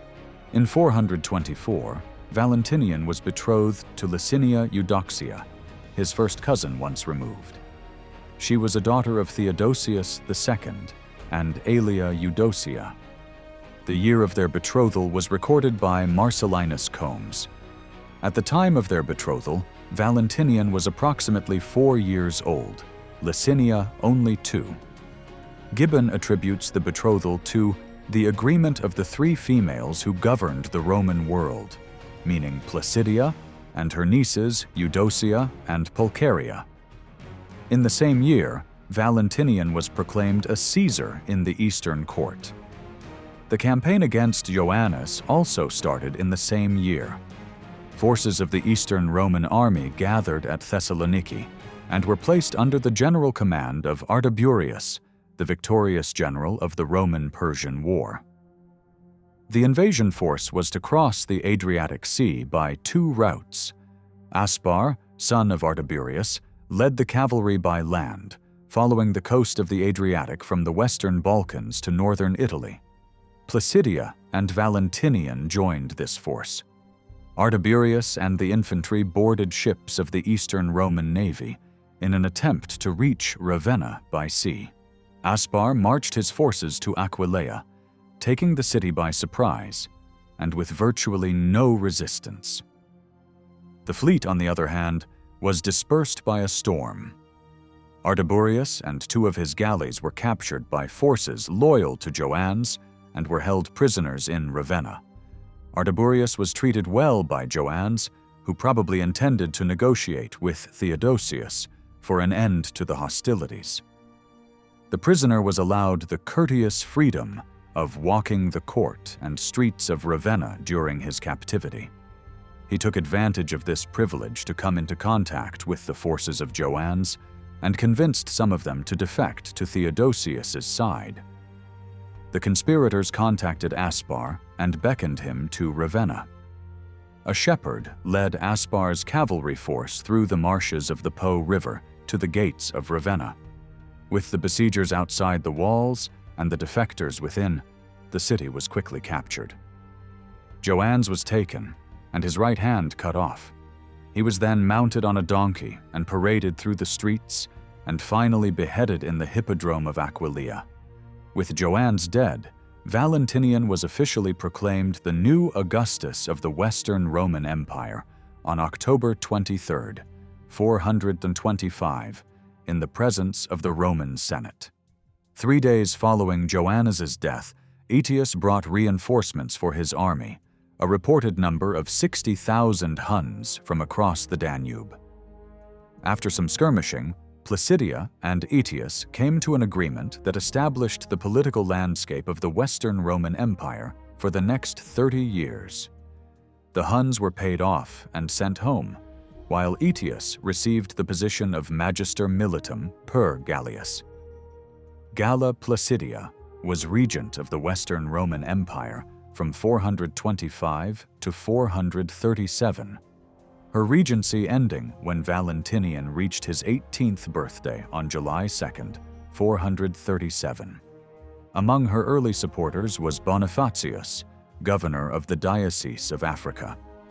Aetius, his rival for influence, managed to secure Arles against Theodoric V of the Visigoths.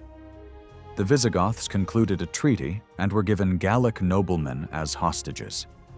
The later Emperor Avitus visited Theodoric, lived at his court, and taught his sons conflict between Placidia and Bonifacius started in 429. Placidia appointed Bonifacius general of Libya. Procopius records that Aetius played the two against each other, warning Placidia against Bonifacius and advising her to recall him to Rome, simultaneously writing to Bonifacius, warning him that Placidia was about to summon him for no good reason in order to put him away. Bonifacius, trusting the warning from Aetius, refused the summons, and thinking his position untenable, sought an alliance with the Vandals in Spain. The Vandals subsequently crossed from Spain into Libya to join him. To friends of Bonifacius in Rome, this apparent act of hostility toward the empire seemed entirely out of character for Bonifacius. They traveled to Carthage at Placidia's behest to intercede with him, and he showed them the letter from Aetius. The plot now revealed, his friends returned to Rome to apprise Placidia of the true situation. She did not move against Aetius, as he wielded great influence and as the empire was already in danger. But she urged Bonifacius to return to Rome, and not to permit the empire of the Romans to lie under the hand of barbarians. Bonifacius now regretted his alliance with the Vandals and tried to persuade them to return to Spain. Gaiseric offered battle instead, and Bonifacius was besieged at Hippo Regius in Numidia by the sea. Unable to take the city, the Vandals eventually raised the siege. The Romans, with reinforcements under Aspar, renewed the struggle, but were routed and lost Africa to the Vandals. Bonifacius had meanwhile returned to Rome, where Placidia raised him to the rank of patrician and made him Master General of the Roman armies. Aetius returned from Gaul with an army of barbarians and was met by Bonifacius in the bloody Battle of Ravenna. Bonifacius won the battle, but was mortally wounded and died a few days later. Aetius was compelled to retire to Pannonia. With the generals loyal to her having either died or defected to Aetius, Placidia acknowledged the inevitable. Aetius was recalled from exile in 433 and given the titles Magister Militum and Patrician. The appointments effectively left Aetius in control of the entire Western Roman army and gave him considerable influence over imperial policy. Placidia continued to act as regent until 437, though her direct influence over decisions was diminished. She would continue to exercise political influence until her death in 450, no longer, however, the only power at court. Aetius later played a pivotal role in the defense of the Western Empire against Attila the Hun. Attila was diverted from Constantinople towards Italy by a letter from Placidia's own daughter, Justa Grata Honoria, in the spring of 450, asking him to rescue her from an unwanted marriage to a Roman senator that the imperial family, including Placidia, was trying to force upon her. Honoria included her engagement ring with the letter. Though Honoria may not have intended a proposal of marriage, Attila chose to interpret her message as such. He accepted asking for half of the Western Empire as dowry. When Valentinian discovered the plan, only the influence of Placidia persuaded him not to kill Honoria. Valentinian wrote to Attila denying the legitimacy of the supposed marriage proposal. Attila, unconvinced, sent an emissary to Ravenna to proclaim that Honoria was innocent, that the proposal had been legitimate, and that he would come to claim what was rightfully his. Honoria was quickly married to Flavius Bassus Herculanus, though this did not prevent Attila from pressing his claim. Placidia died shortly afterwards at Rome, in November 450, and did not live to see Attila ravage Italy in 451 to 453, in a much more brutal campaign than the Goths had waged, using Justa's letter as his sole legitimate excuse. Placidia was a devout Chalcedonian Christian. She was involved in the building and restoration of various churches throughout her period of influence. She restored and expanded the Basilica of St. Paul, outside the walls in Rome, and the Church of the Holy Sepulchre in Jerusalem. She built San Giovanni Evangelista, Ravenna, in thanks for the sparing of her life and those of her children in a storm while crossing the Adriatic Sea. The dedicatory inscription reads, Galla Placidia, along with her son Placidus Valentinian Augustus and her daughter Justa Grata Honoria Augusta, paid off their vow for their liberation from the danger of the sea. Her mausoleum in Ravenna was one of the UNESCO World Heritage Sites, inscribed in 1996. However, there is some doubt whether the building served as her tomb. The building was initially erected as a chapel dedicated to Lawrence of Rome. It is unknown whether the sarcophagi therein contained the bodies of the members of the Theodosian dynasty, or when they were placed in the building. Flavius Aetius, Dux et Patricius, was a Roman general of the closing period of the Western Roman Empire. He was an able military commander and the most influential man in the Western Roman Empire for 2 decades. He managed policy in regard to the attacks of barbarian peoples pressing on the empire. Notably, he mustered a large Roman and allied army to win the Battle of the Catalonian Plains, ending the devastating Hunnic invasion of Attila in 451. Along with his rival Count Boniface, he has often been called the last of the Romans. Edward Gibbon refers to him as the man universally celebrated as the terror of barbarians and the support of the Republic for his victory at the Catalonian Plains. Aetius was born at Durostorum in Moesia Inferior, around 390. His father was Flavius Gaudentius, a known Roman soldier of Scythian extraction, and his mother, whose name is unknown, was a wealthy aristocratic woman of Italian ancestry. Before 425, Aetius married the daughter of Carpilio, who gave him a son, also named Carpilio. Later, he married Pelagia, widow of Bonifacius, from whom he had a son, Gaudentius. It is possible that he had also a daughter, wife of Thraustila, who avenged Aetius's death by killing Emperor Valentinian III. As a boy, Aetius was at the service of the imperial court, enrolled in the military unit of the Protectores Domestici, and then elevated to the position of Tribuni Praetoriani Partis Militaris, setting him up for future political eligibility. Between 405 and 408, he was kept as hostage at the court of Alaric I, king of the Visigoths.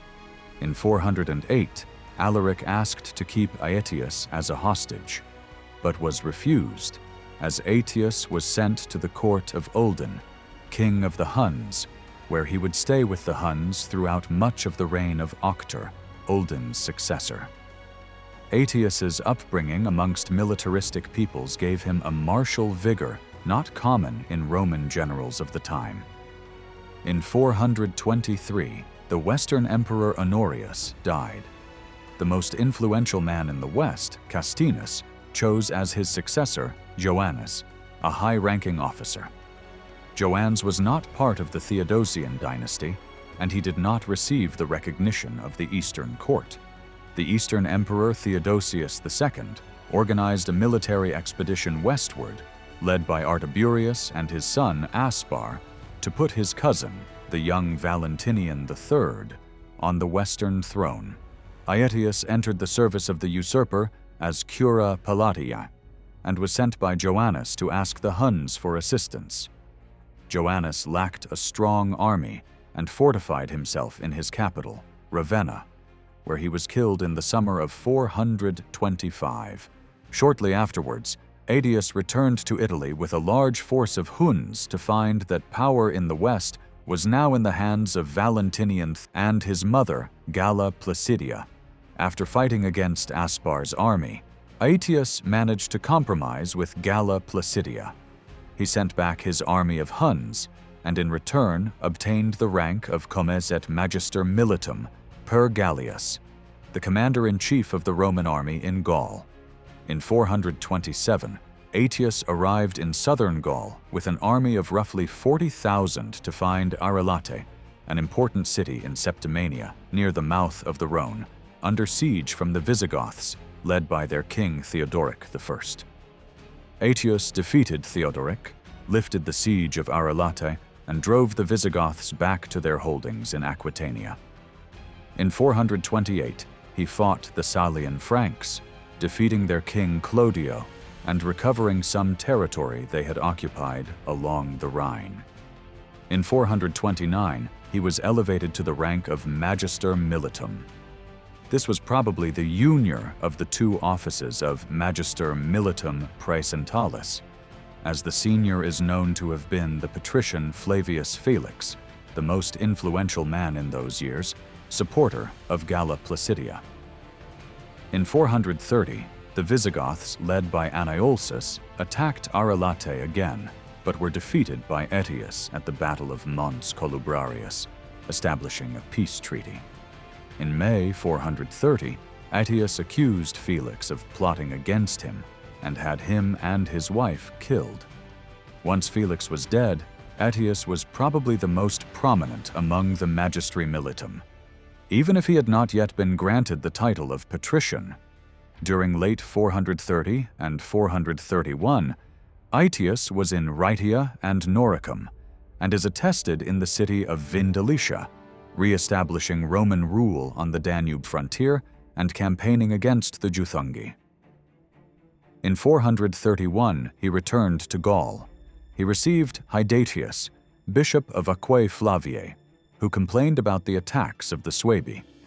In 432, Aetius again defeated the Franks, making peace with them, and he sent back Hydatius to the Suebi in Hispania.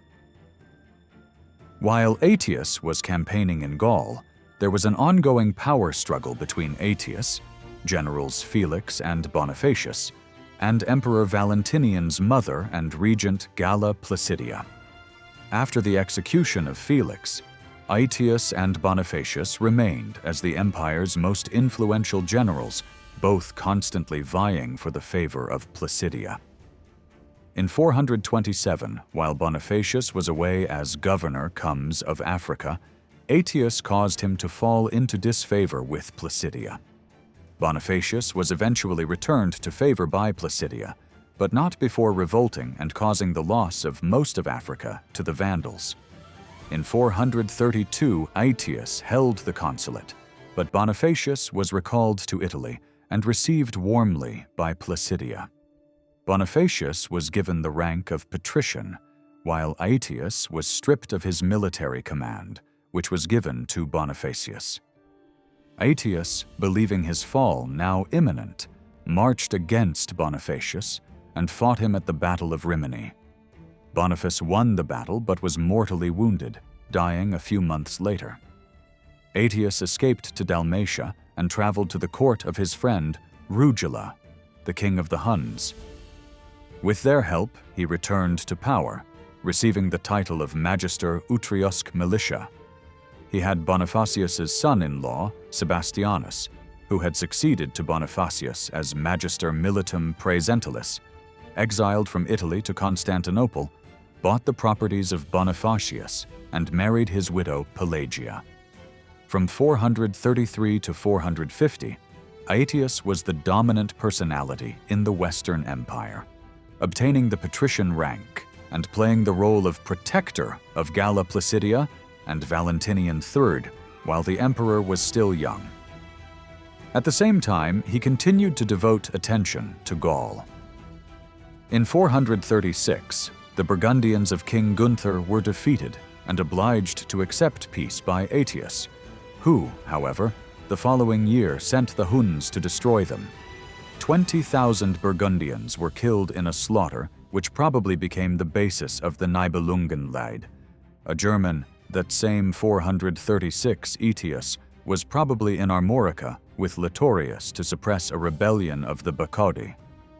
Year 437 saw his second consulship and the wedding of Valentinian and Licinia Eudoxia in Constantinople. It is probable that Aetius attended at the ceremony that marked the beginning of the direct rule of the emperor. The following 2 years were occupied by a campaign against the Suebi and by the war against the Visigoths.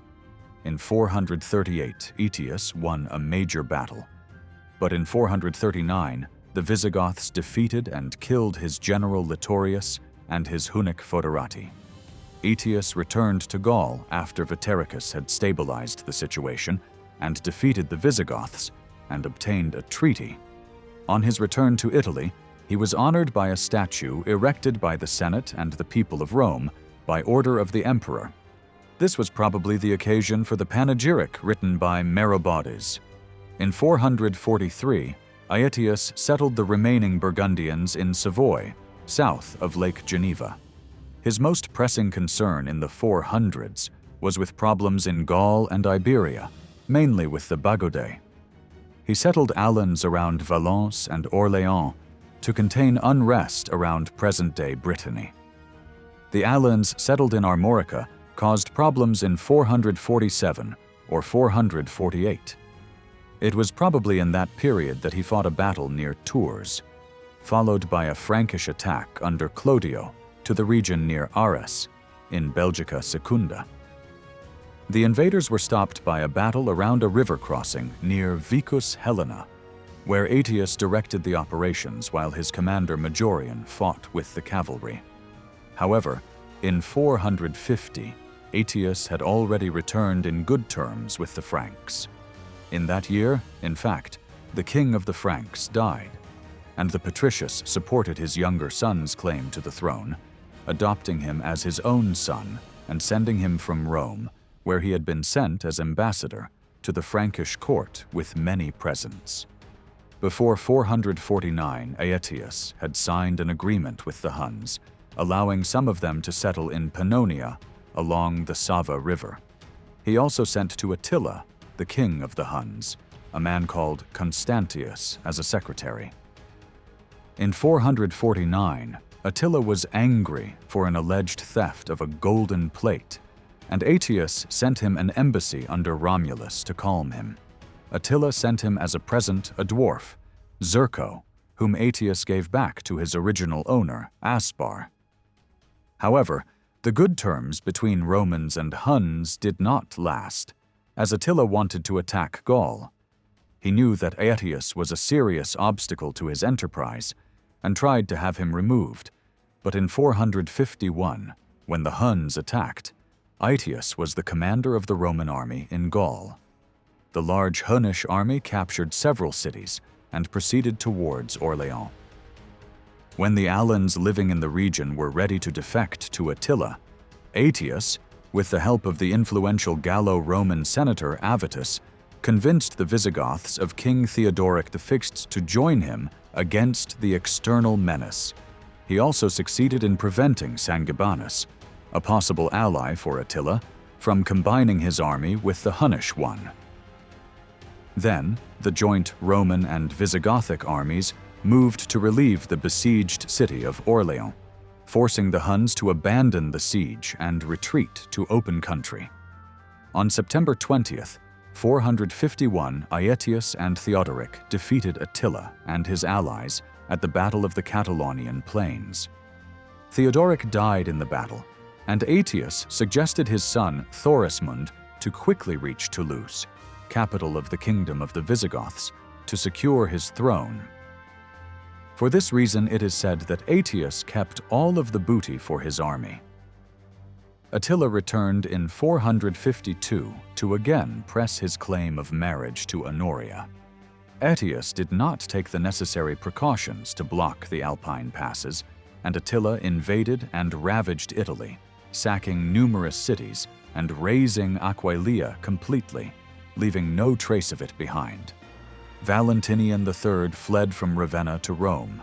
Aetius remained in the field but lacked the strength to offer battle. Gibbon, however, says Aetius never showed his greatness more clearly in managing to harass and slow Attila's advance with only a shadow force.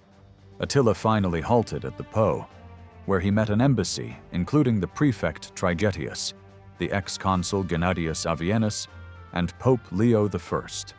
After the meeting, he turned his army back, having gained neither Honoria's hand nor the territories he desired. A number of practical factors induced Attila to retreat. His army was unable to obtain sufficient food and was suffering from disease. Aetius's army, busy harassing the Huns, had been reinforced by the troops sent from the Eastern Empire by the Emperor Marcian, and finally, Marcian had sent forces north of the Danube to attack the homelands of the Huns.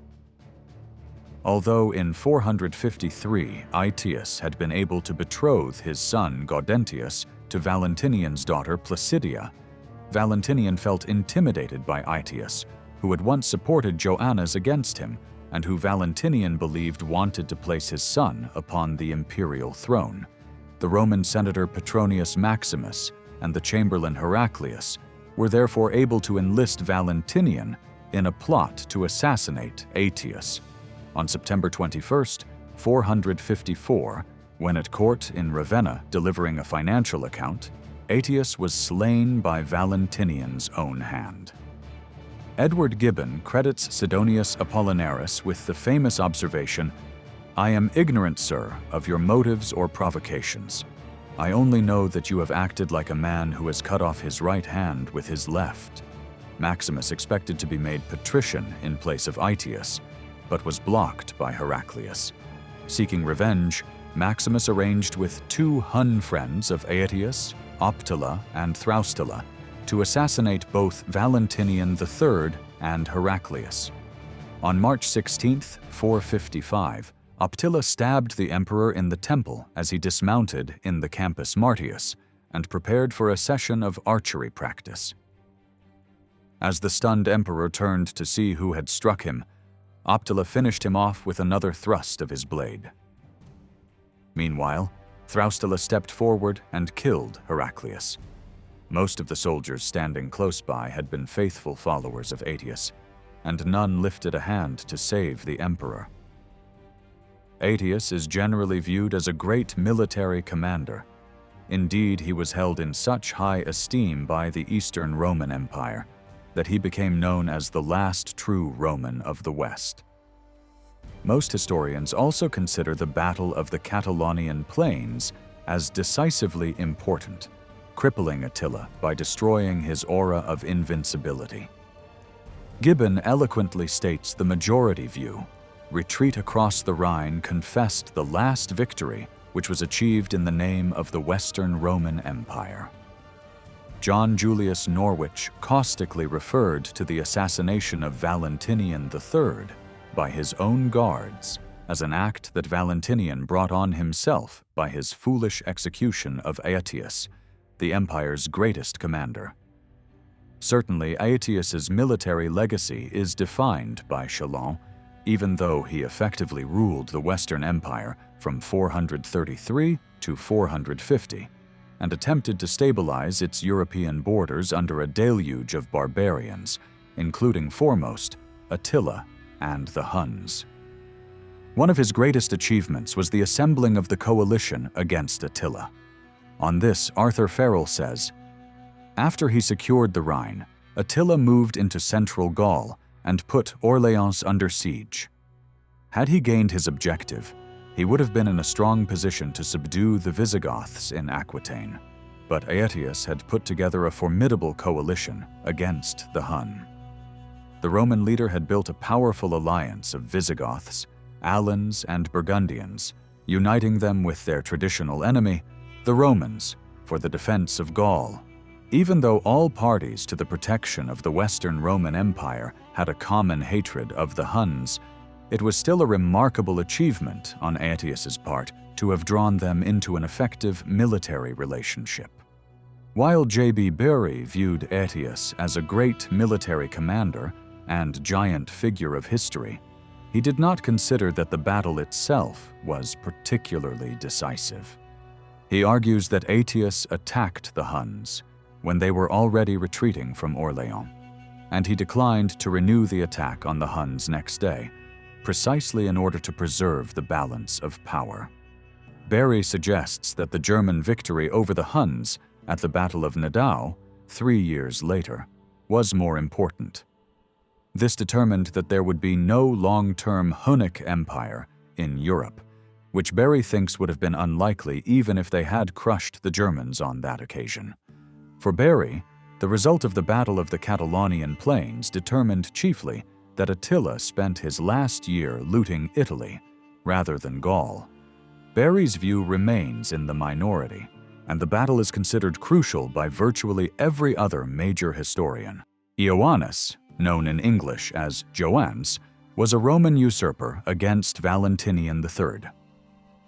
On the death of the Emperor Honorius Theodosius II, the remaining ruler of the House of Theodosius hesitated in announcing his uncle's death. In the interregnum, Honorius's patrician at the time of his death, Castinus, elevated Joannes as emperor. Joannes was a primicerius notariorum, or senior civil servant at the time of his elevation. Procopius praised him as both gentle and well-endowed with sagacity and thoroughly capable of valorous deeds. Unlike the Theodosian emperors, he tolerated all Christian sects. From the beginning, his control over the empire was insecure. In Gaul, his praetorian prefect was slain at Arles in an uprising of the soldiery there. And Bonifacius, comes of the Diocese of Africa, held back the grain fleet destined to Rome. The events of Johannes's reign are as shadowy as its origins, writes John Matthews, who then provides a list of the ruler's known actions in a single paragraph. Joannes was proclaimed at Rome, and Praetorian games were provided at the expense of a member of the gens, Anicia. Johannes then moved his base of operations to Ravenna, knowing full well that the Eastern Empire would strike from that direction. There is a mention of an expedition against Africa, but its fate, presumed unsuccessful, is unrecorded. In Gaul, he appears to have caused offense by submitting clerics to secular courts. And that is all.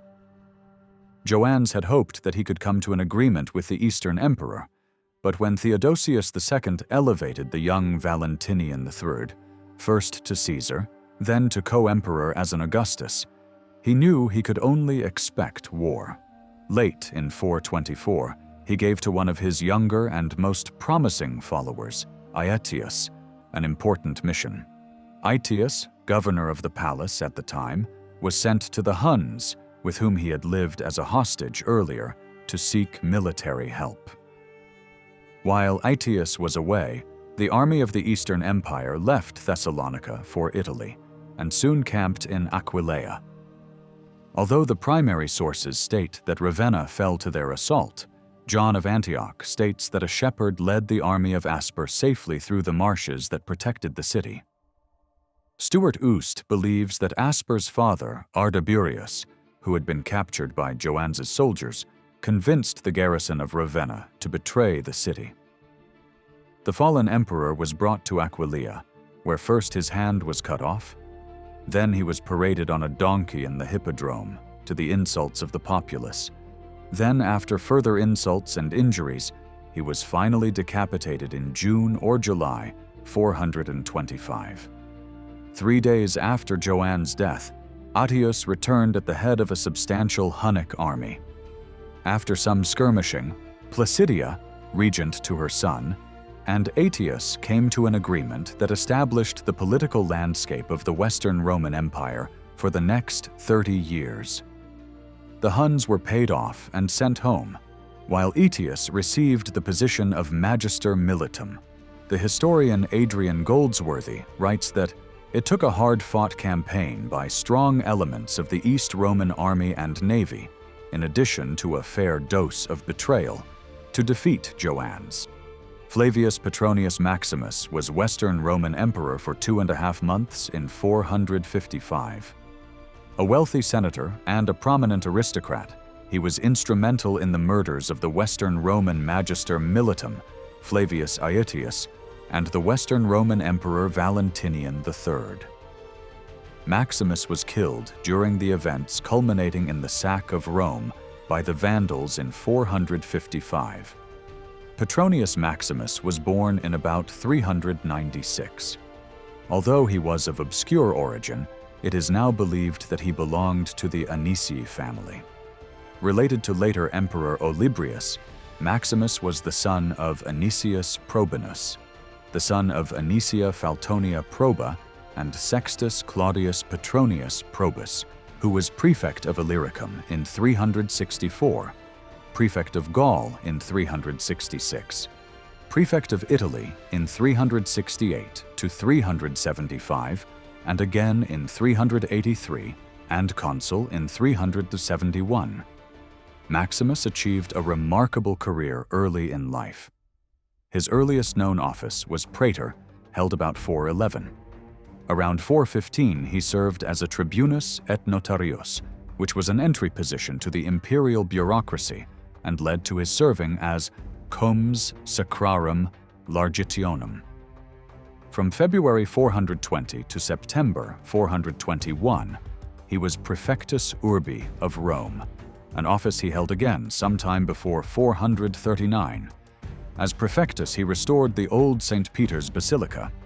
He was also appointed praetorian prefect sometime between 421 and 439.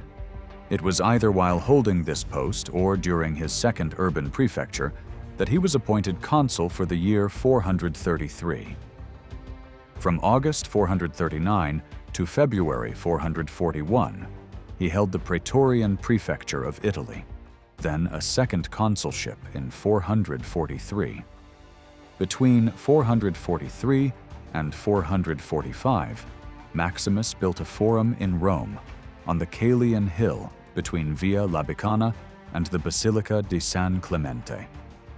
During this year, he was briefly the most honored of all non-imperial Romans, until the third consulate of Flavius Aetius, generalissimo of the Western Empire, the following year. The enmity between Petronius Maximus and the powerful Patricius and Magister Militum of the West Aetius clearly led to the events that gradually brought down the Western Roman Empire. Initially, however, the principal beneficiary of this was Maximus, who came to the throne as a result of the murders of Aetius in 454 and of the Western Roman Emperor Valentinian III on the 16th of March, 455. According to the historian John of Antioch, Maximus poisoned the mind of the emperor against Aetius, resulting in the murder of his rival at the hands of Valentinian III. John's account has it that Valentinian and Maximus placed a wager on a game that Maximus ended up losing. As he did not have the money available, Maximus left his ring as a guarantee of his debt. Valentinian then used the ring to summon to court Lucina, the chaste and beautiful wife of Maximus, whom Valentinian had long lusted after. Lucina went to the court, believing she had been summoned by her husband, but instead found herself at dinner with Valentinian. Although initially resisting his advances, the emperor managed to wear her down and succeeded in raping her. Returning home and meeting Maximus, she accused him of betrayal, believing that he had handed her over to the emperor.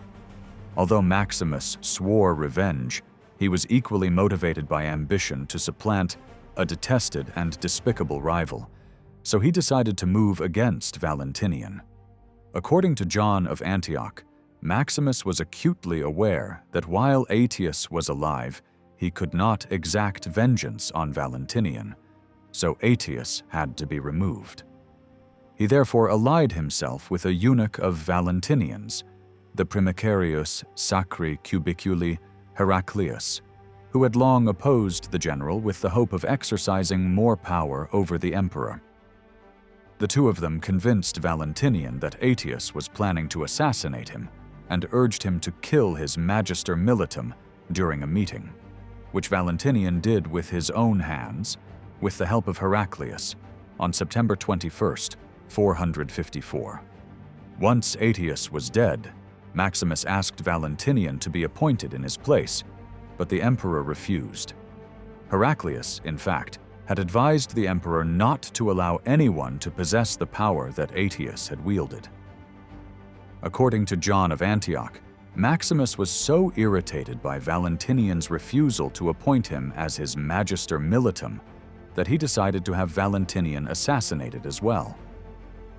He chose as accomplices Optilia and Thraustila, two Scythians who had fought under the command of Aetius and who, after the death of their general, had been appointed as Valentinian's escort. Maximus easily convinced them that Valentinian was the only one responsible for the death of Aetius, and that the two soldiers must avenge their old commander, while at the same time also promising them a reward for the betrayal of the emperor.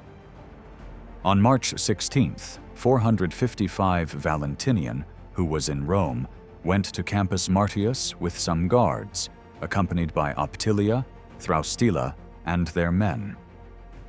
As soon as the emperor dismounted to practice with the bow, Optilia came up with his men and hit him in the temple. As Valentinian turned to look at his attackers, Optilia killed him. At the same moment, Thraustila killed Heraclius. The two Scythians took the imperial diadem and robe and brought them to Maximus. The sudden and violent death of Valentinian III left the Western Roman Empire without an obvious successor to the throne, with several candidates supported by various groups of the imperial bureaucracy and the military. In particular, the army's support was split between three main candidates: Maximianus, the former domesticus of Aetius, who was the son of an Egyptian merchant named Domninus, who had become rich in Italy; the future emperor Majorian, who commanded the army after the death of Aetius, and who had the backing of the Empress Licinia Eudoxia; and Maximus himself, who had the support of the Roman Senate, and who, in the end, on 17th March, defeated his rivals and secured the throne by distributing money to officials of the imperial palace. After gaining control of the palace, Maximus consolidated his hold on power by immediately marrying Licinia Eudoxia, the widow of Valentinian III. 16. She only married him reluctantly, suspecting that in fact he had been involved in the murder of her late husband, and indeed Maximus treated Valentinian III's assassins with considerable favor. The Eastern court at Constantinople refused to recognize his accession, so to further secure his position, Maximus quickly appointed Avitus as master of soldiers and sent him on a mission to Toulouse to gain the support of the Visigoths. He also proceeded to cancel the betrothal of Licinia's daughter, Eudocia, to Honorius, the son of the Vandal king Gaiseric. This infuriated the Vandal king, who only needed the excuse of Licinia's despairing appeal to the Vandal court for help to begin preparations for the invasion of Italy. By May, however, within 2 months of Maximus gaining the throne, news reached Rome that Gaiseric was sailing for Italy. As the news spread, panic gripped the city, and many of its inhabitants took to flight. The emperor, aware that Avitus had not yet returned with the expected Visigothic aid, decided that it was fruitless to mount a defense against the Vandals, so he attempted to organize his escape, urging the Senate to accompany him. However, in the panic, Petronius Maximus was completely abandoned by his bodyguard and entourage, and left to fend for himself. As Maximus rode out of the city on his own on May 31st, 455, he was set upon by an angry mob, which stoned him to death. His body was mutilated and flung into the Tiber. He had reigned for only 78 days. His son from his first marriage, Palladius, who had held the title of Caesar between March 17th and May 31st, and who had married his step-sister Eudocia, was probably executed. On June 2nd, 455, 3 days after Maximus's death, Gaiseric captured the city of Rome and thoroughly sacked it for 2 weeks. In response to the pleas of Pope Leo I, the Vandals desisted from more destructive behavior that often accompanied the sack of a city: arson, torture, and murder. Nevertheless, Gaiseric eventually carried away a great amount of loot, as well as the Empress Licinia Eudoxia and her daughters Placidia and Eudocia. Eudocia married Honorius in 456, as had been originally intended. On March 16th, 455, Valentinian, who was in Rome, went to Campus Martius with some guards, accompanied by Optilia, Thraustila, and their men. As soon as the emperor dismounted to practice with the bow, Optilia came up with his men and hit him in the temple. As Valentinian turned to look at his attackers, Optilia killed him. At the same moment, Thraustila killed Heraclius. The two Scythians took the imperial diadem and robe and brought them to Maximus. The sudden and violent death of Valentinian III left the Western Roman Empire without an obvious successor to the throne, with several candidates supported by various groups of the imperial bureaucracy and the military.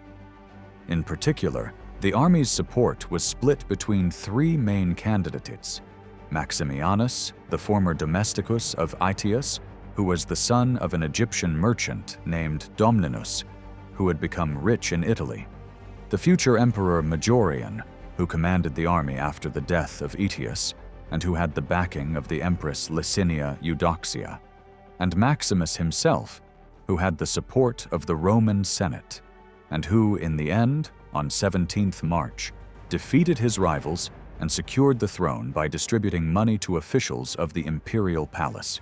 After gaining control of the palace, Maximus consolidated his hold on power by immediately marrying Licinia Eudoxia, the widow of Valentinian III.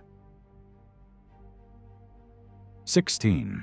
She only married him reluctantly, suspecting that in fact he had been involved in the murder of her late husband, and indeed Maximus treated Valentinian III's assassins with considerable favor. The Eastern court at Constantinople refused to recognize his accession, so to further secure his position, Maximus quickly appointed Avitus as master of soldiers and sent him on a mission to Toulouse to gain the support of the Visigoths. He also proceeded to cancel the betrothal of Licinia's daughter, Eudocia, to Honorius, the son of the Vandal king Gaiseric. This infuriated the Vandal king, who only needed the excuse of Licinia's despairing appeal to the Vandal court for help to begin preparations for the invasion of Italy. By May, however, within 2 months of Maximus gaining the throne, news reached Rome that Gaiseric was sailing for Italy. As the news spread, panic gripped the city, and many of its inhabitants took to flight. The emperor, aware that Avitus had not yet returned with the expected Visigothic aid, decided that it was fruitless to mount a defense against the Vandals, so he attempted to organize his escape, urging the Senate to accompany him. However, in the panic, Petronius Maximus was completely abandoned by his bodyguard and entourage, and left to fend for himself. As Maximus rode out of the city on his own on May 31st, 455, he was set upon by an angry mob, which stoned him to death. His body was mutilated and flung into the Tiber. He had reigned for only 78 days. His son from his first marriage, Palladius, who had held the title of Caesar between March 17th and May 31st, and who had married his step-sister Eudocia, was probably executed. On June 2nd, 455, 3 days after Maximus's death, Gaiseric captured the city of Rome and thoroughly sacked it for 2 weeks. In response to the pleas of Pope Leo I, the Vandals desisted from more destructive behavior that often accompanied the sack of a city: arson, torture, and murder. Nevertheless, Gaiseric eventually carried away a great amount of loot, as well as the Empress Licinia Eudoxia and her daughters Placidia and Eudocia. Eudocia married Huneric in 456, as had been originally intended. Eparchius Avitus, after 17th October 456, or in 457, was Western Roman Emperor from 8th or 9th July 455 to 17 October 456. He was a senator and a high-ranking officer both in the civil and military administration, as well as Bishop of Piacenza. A Gallo-Roman aristocrat, he opposed the reduction of the Western Roman Empire to Italy alone, both politically and from an administrative point of view. For this reason, as emperor, he introduced several Gallic senators in the imperial administration. This policy, however, was opposed by the senatorial aristocracy and by the people of Rome, who had suffered from the sack of the city by the Vandals in 455. Avitus had a good relationship with the Visigoths, in particular with their king Theodoric II, who was a friend of his and who acclaimed Avitus emperor. The possibility of a strong and useful alliance between the Visigoths and Romans ended, however, when Theodoric invaded Roman Hispania and then refused to help Avitus against the rebel Roman generals who deposed him. Avitus was born in Clermont to a family of the Gallo-Roman nobility. His father was possibly Flavius Julius Agricola, consul in 421. Avitus had 2 sons, Agricola and Ecdicius Avitus, and a daughter Papianilla. She married Sidonius Apollinaris, whose letters and panegyrics remain an important source for Avitus's life and times. Avitus followed a course of study typical for a young man of his rank, including law. Before 421, he was sent to the powerful Patricius Flavius Constantius to ask for a tax reduction for his own country. This embassy was successful. His relative Theodorus was hostage at the court of the king of Visigoths, Theodoric I. In 426, Avitus went and met him and the king, who let Avitus enter his own court. Here, around 439, Avitus met the son of Theodoric, Theodoric II, who later became king. Avitus inspired the young Theodoric to study Latin poets. He then started a military career serving under the Magister Militum Aetius in his campaign against the Euthungi and the Norics, and against the Burgundians. In 437, after being elevated to the rank of vir illustris, he returned to Avernia, where he held a high office, probably Magister Militum per Gallius. In the same year, he defeated a group of Hunnic raiders near Clermont and obliged Theodoric to lift the siege of Narbonne. In 439, he became Praetorian Prefect of Gaul and renewed the friendship treaty with the Visigoths. Before the summer of 440, he retired to private life at his estate, Aviticum, near Clermont. Here he lived until 451, when the Huns, led by Attila, invaded the Western Roman Empire. Avitus persuaded Theodoric into an alliance with Rome, and the combined forces of Theodoric and Aetius defeated Attila in the Battle of Chalons. Theodoric died in the battle.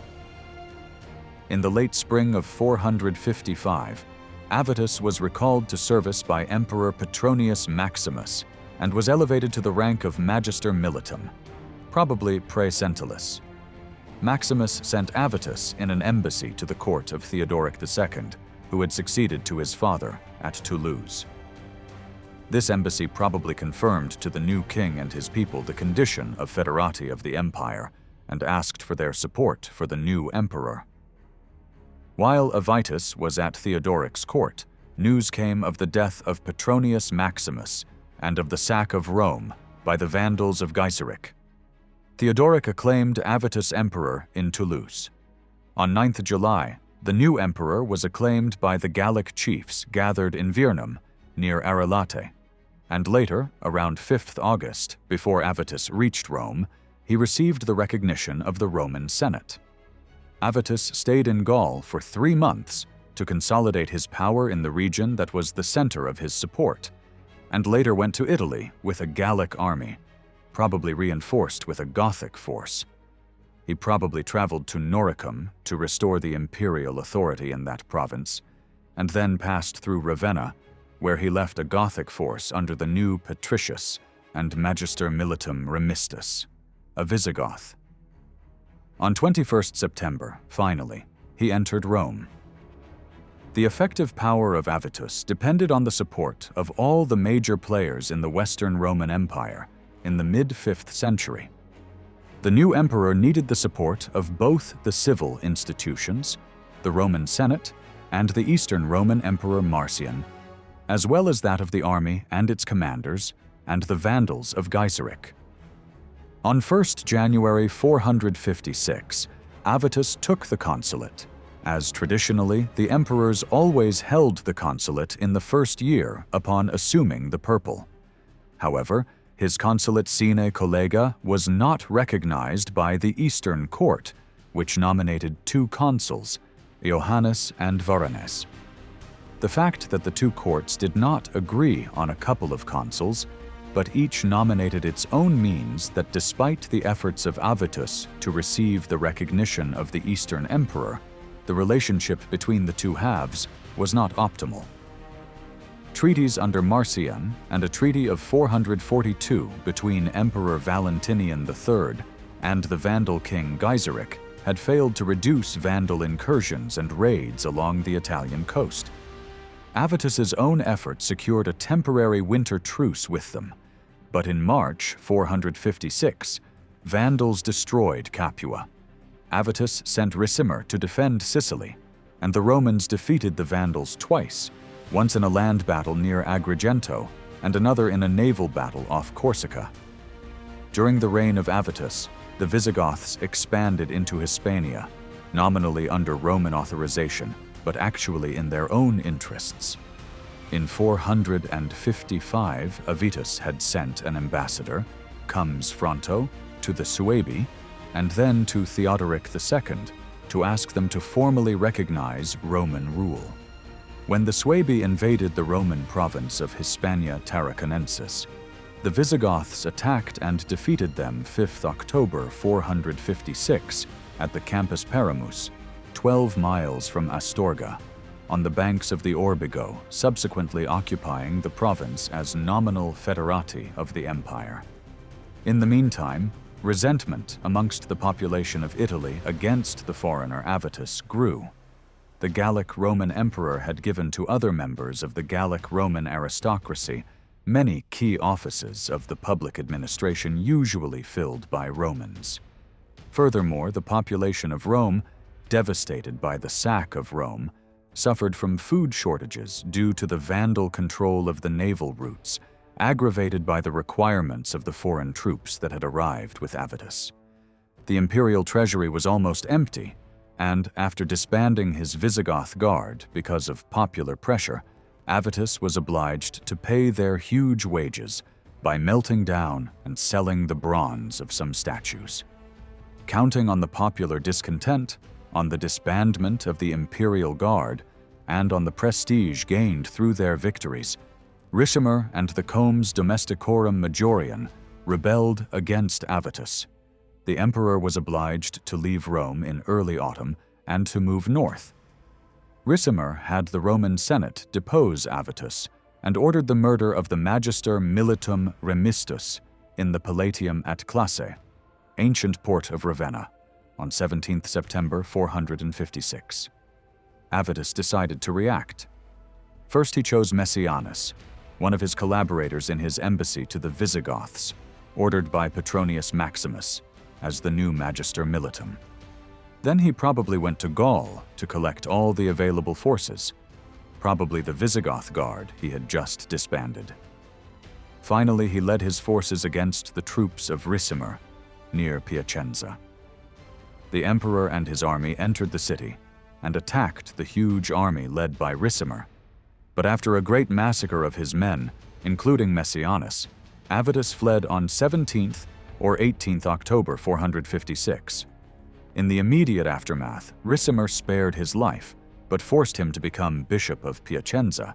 Avitus' Gallic supporters may still have recognized him as emperor, despite his deposition.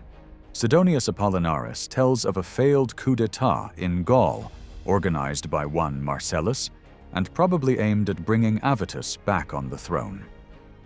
The contemporary historian Hydatius, who lived in Spain, considered the year 457 the third of Avitus's reign. Avitus's own intentions are not known, nor are the manner and date of his death, of which there are several versions. In some, he was told that the Roman Senate had condemned him to death, and tried to flee to Gaul, officially traveling there to bring donations to the Basilica of St. Julian in Avernia, his homeland. According to Gregory of Tours, he died during this journey. Other sources have him strangled or starved to death by order of his successor. Avitus died in 457, or late in 456, very soon after his deposition, and was buried at Brioude, next to St. Julian's tomb.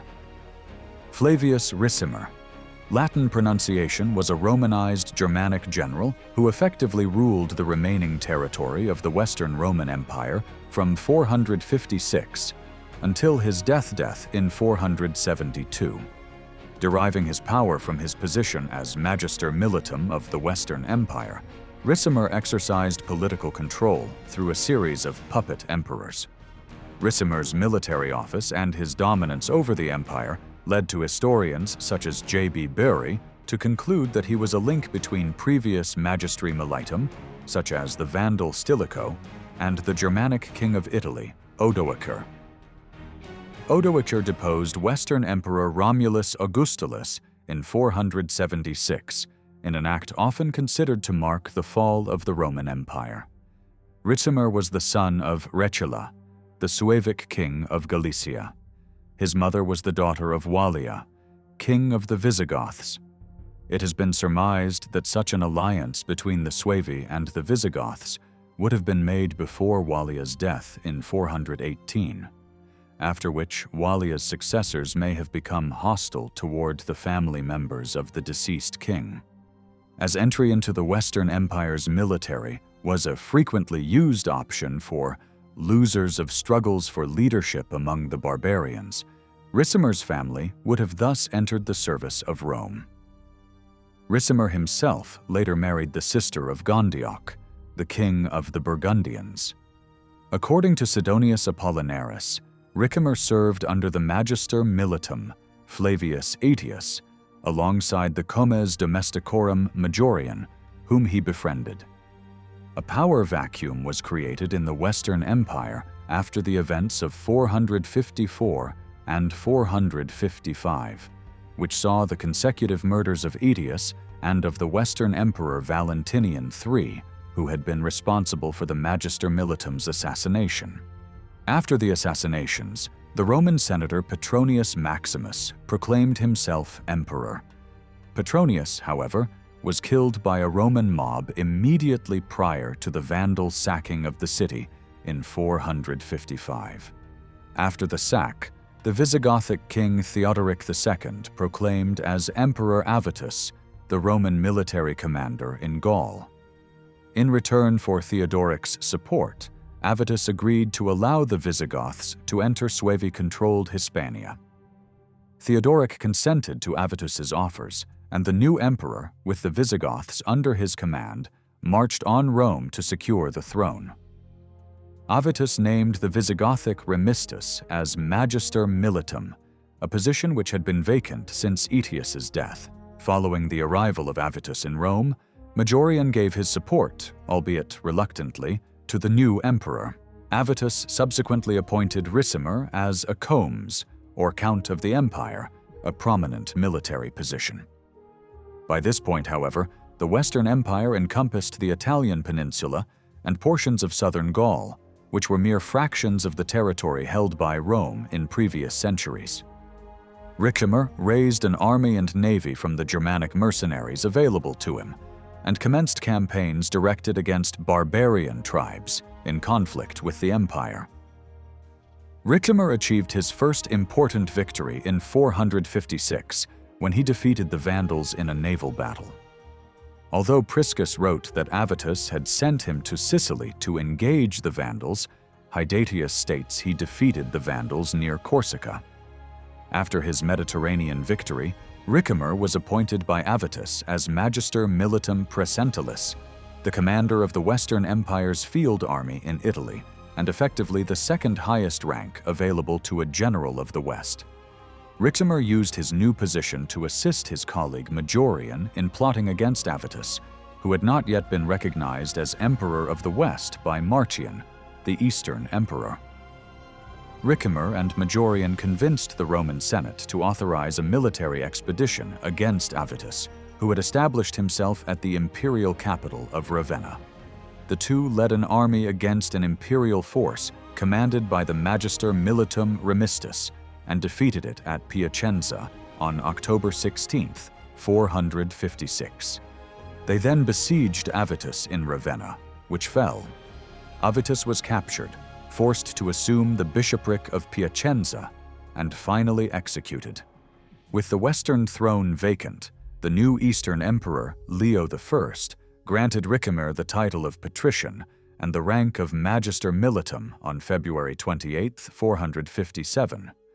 Leo appointed Majorian to replace Ricimer in his Italian command. Without a Western emperor, Leo hoped to use Ricimer as his effective vicegerent in the West. As a Germanic tribesman, Ricimer could not assume the imperial throne himself, but as Magister Militum, he gained influence over the Germanic peoples occupying Gaul, Hispania, and northern Africa. He was left with the options of dissolving the Western Empire and ruling as an official viceroy of Leo in Constantinople, or exerting his power over the West through a puppet emperor. Though he had hoped to take the first option, the Roman aristocracy refused to consent to this step, and Ricimer was forced to take the latter. With a vacant Western throne, the Alemanni invaded Italy. They moved from Rhaetia and managed to penetrate Italy, reaching Lake Maggiore. Majorian led his field army north to fight the Alemanni, defeating them. Majorian was proclaimed emperor by his troops in a place called Ad Columellas on April 1, 457. Realizing Majorian's potential as a puppet, Ricimer induced Leo to give his consent to this arrangement. Though Ricimer had expected to control his friend, Majorian proved to be a capable ruler and soon distanced himself from his Magister Militum. Majorian demonstrated his military skill through his reconquest of Gaul and his campaigns in Hispania. Majorian's campaigns effectively subdued the Visigoths and returned them to their pre-Avitus Federati status, greatly increasing his status among the Senate and army. Majorian then prepared for a campaign against the Vandals of Gaiseric. With Majorian in Hispania, Ricimer was left in Italy. Majorian was defeated by Gaiseric, possibly through treachery, near modern-day Valencia, Spain, while organizing a mercenary army. During his absence, Ricimer convinced the Senate to turn against the emperor, who soon disbanded his army and returned to Italy. Learning that the emperor was in Tortona, Ricimer led a detachment there and arrested him. Deposing Majorian on August 3, 461, Ricimer had the emperor tortured and finally beheaded on August 7th. Ricimer's murder of Majorian did not sit well with some portions of the military establishment, notably the commanding general in Gaul, Aegidius, and the commanding general in Dalmatia, Marcellinus, who ruled their respective domains independent from imperial authority.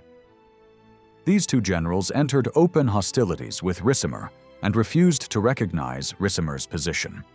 Ricimer ruled the West without an emperor for 3 months. Facing pressure from the Senate and Italian aristocracy, Ricimer named the undistinguished senator Libius Severus as his puppet emperor. Though Severus was recognized by the Senate, the Eastern Emperor Leo I refused to recognize him as his Western counterpart. Though he faced open military opposition from Western generals, with the docile Severus as emperor, Ricimer was master of Rome. The chief problems facing Ricimer during Severus' reign was military opposition from the Vandals and political opposition from the Eastern Empire. The Vandals had continuously raided the Italian coast since the assassination of Valentinian III in 455, wreaking havoc upon the Italian economy. At the same time, Eastern Emperor Leo refused to recognize Severus as the legitimate Western emperor and refused to provide assistance to the Western government as a consequence. Constantinople had made peace with Gaiseric in 462, but had refused to intervene in the Vandal raids. Due to diminished tax revenues, and with the key armies of the West under opposition control, Ricimer needed assistance from the East in order to maintain order in the West. As such, Severus, despite his docile nature, represented an obstacle to Ricimer's power. Upon Severus's death in 465, rumored, according to Cassiodorus, to have been poisoned by Ricimer, Ricimer proceeded to rule the West for 18 months without an emperor, as he waited for Leo to name Severus's successor. The Vandals saw the vacant Western throne as an opportunity to increase their role in imperial politics. Gaiseric supported Olybrius' candidacy for appointment as emperor. Gaiseric had family ties with Olybrius, as both Olybrius and Gaiseric's son, Huneric, had married the two daughters of Valentinian III.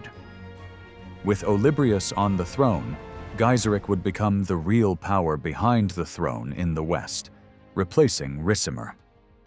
To put Leo under pressure, the Vandals extended their attacks on Sicily and Italy to the territories of the Eastern Empire, sacking and enslaving people living in Illyricum, the Peloponnese, and other parts of Greece. Faced with increased Vandal raiding, in 467, Leo named the commanding general of the Illyrian army Anthemius as Western Emperor. Leo sent Anthemius to Italy with an army led by the commanding general of the Dalmatian army Marcellinus, who had previously rebelled against Ricimer, to secure the Western throne and recapture North Africa from the Vandals. Ricimer must have initially viewed Anthemius's appointment as undermining his position. Unlike Libius Severus, Anthemius had a proven history of military success and had family ties to the Theodosian dynasty. However, needing the support of the Eastern Empire, Ricimer was forced to accept him. To solidify his connections with the new emperor, Ricimer diplomatically married Anthemius' daughter Alypia, and for some time lived in peace with Anthemius. The marriage produced two sons, Onomundus in 470 and Ansimund in 505. Soon after assuming the Western throne, Anthemius granted Marcellinus the rank of patrician in an effort to counterbalance the authority of Ricimer. In the East, it was established practice for there to be two supreme commanders, where the West it had become common to only have one. With his experience with the Eastern military structure, this may have been an attempt by Anthemius to introduce the Eastern structure and rule like an Eastern emperor, using the successful and trustworthy Marcellinus as co-supreme commander with Ricimer. Both Eastern Emperor Leo and Anthemius had seen the difficulty any Western emperor had in maintaining control over the Western military, with the existence of a singular unchallenged supreme commander. In 468, Eastern Emperor Leo organized a grand campaign attack against the Vandals in North Africa, in which the East and West would commit substantial forces. The commanding general of the Thracian army Basiliscus, brother-in-law of the Leo, assumed supreme command over the joint west-east assault, with Marcellinus given direct command of the forces from the west. The overall plan called for a three-pronged attack between Basiliscus, Marcellinus, and the military count of Egypt Heraclius of Edessa. Basiliscus was to land at a distance from Carthage with the main army, and then link up with Heraclius, advancing from Tripolitania. Marcellinus was to secure Sicily and Sardinia, and then advance to Carthage. Ricimer, under the overall command of Marcellinus, commanded a large portion of the Western forces in the expedition. Ricimer's behavior raised suspicions that he secretly wanted the expedition to fail, which it ultimately did following the disastrous Battle of Cape Bon. Most of the joint armada was destroyed, with Marcellinus himself being assassinated by his own soldiers while in Sicily, perhaps at the instigation of Ricimer. The failed joint expedition against the Vandals bankrupted the Western and Eastern empires and greatly reduced their military might. Upon hearing of the disastrous defeat, the Visigoths resumed their wars of expansion against the West, and the Vandals resumed raids on Italy. Additionally, with Marcellinus dead, Ricimer was left as the sole supreme commander of the West. Marcellinus had been Anthemius's favorite of the two generals, and his death served to widen the divide between the emperor and Ricimer.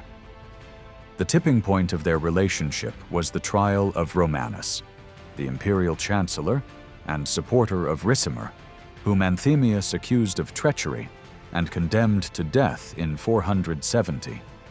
Following the execution of Romanus by Anthemius, Ricimer moved north to Mediolanum with a force of several thousand soldiers. Relations between the two deteriorated to the point that Epiphanius of Pavia, bishop of Milan, was asked to negotiate peace between them.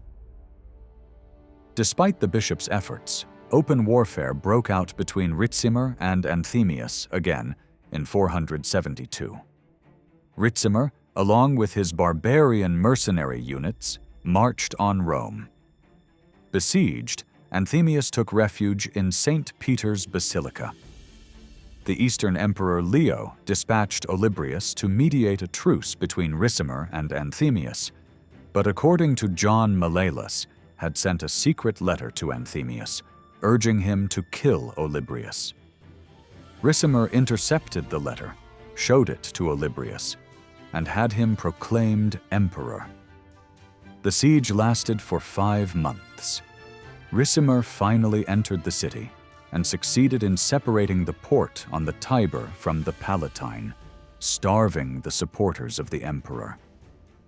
Both sides appealed to the field army in Gaul, but the Burgundian commanding general of Gaul, Gundobad, supported his uncle Ricimer. Anthemius held out until his supporters deserted him. Disguised as a beggar, the emperor was caught attempting to flee the city at the church of Santa Maria in Trastevere, where he was beheaded on July 11, 472. Ricimer then proclaimed Olybrius as emperor, who was the candidate for emperor that he and Gaiseric had once favored. Ricimer's rule lasted until his death from a hemorrhage on August 18, 472, 6 weeks after deposing Anthemius. His title of patrician and position as supreme commander were assumed by his nephew Gundobad. Without a powerful figure to guide it, the Western Roman Empire experienced an even more rapid succession of emperors, none of whom was able to effectively consolidate power. The line of Western Roman emperors ended with Odoacer's deposition of Romulus Augustulus, reunifying the imperial power in far-off Constantinople. Flavius Julius Valerius Majorianus Augustus was the Western Roman emperor from 457 to 461. A prominent general of the late Roman army, Majorian deposed Emperor Avitus in 457 and succeeded him. Majorian was one of the last emperors to make a concerted effort to restore the Western Roman Empire. Possessing little more than Italy, Dalmatia, and some territory in northern Gaul, Majorian campaigned rigorously for 3 years against the empire's enemies. After defeating a Vandal attack on Italy, Majorian launched a campaign against the Visigothic kingdom in southern Gaul. Defeating King Theodoric II at the Battle of Arelate, Majorian forced the Goths to abandon their possessions in Septimania and Hispania and return to federate status immediately. Majorian then attacked the Burgundian kingdom, defeating them at the siege of Lugdunum, expelling them from the Rhone Valley and reducing them to federate status. In 460, Majorian left Gaul to consolidate his hold on Hispania. His generals launched a campaign against the Suebic kingdom in northwest Hispania, defeating them at the battles of Lucus Augusti and Scalabis, and reducing them to federate status as well. His fleet for his campaign to restore Africa to the empire from the Vandals was destroyed due to treachery. Majorian sought to reform the imperial administration in order to make it more efficient and just.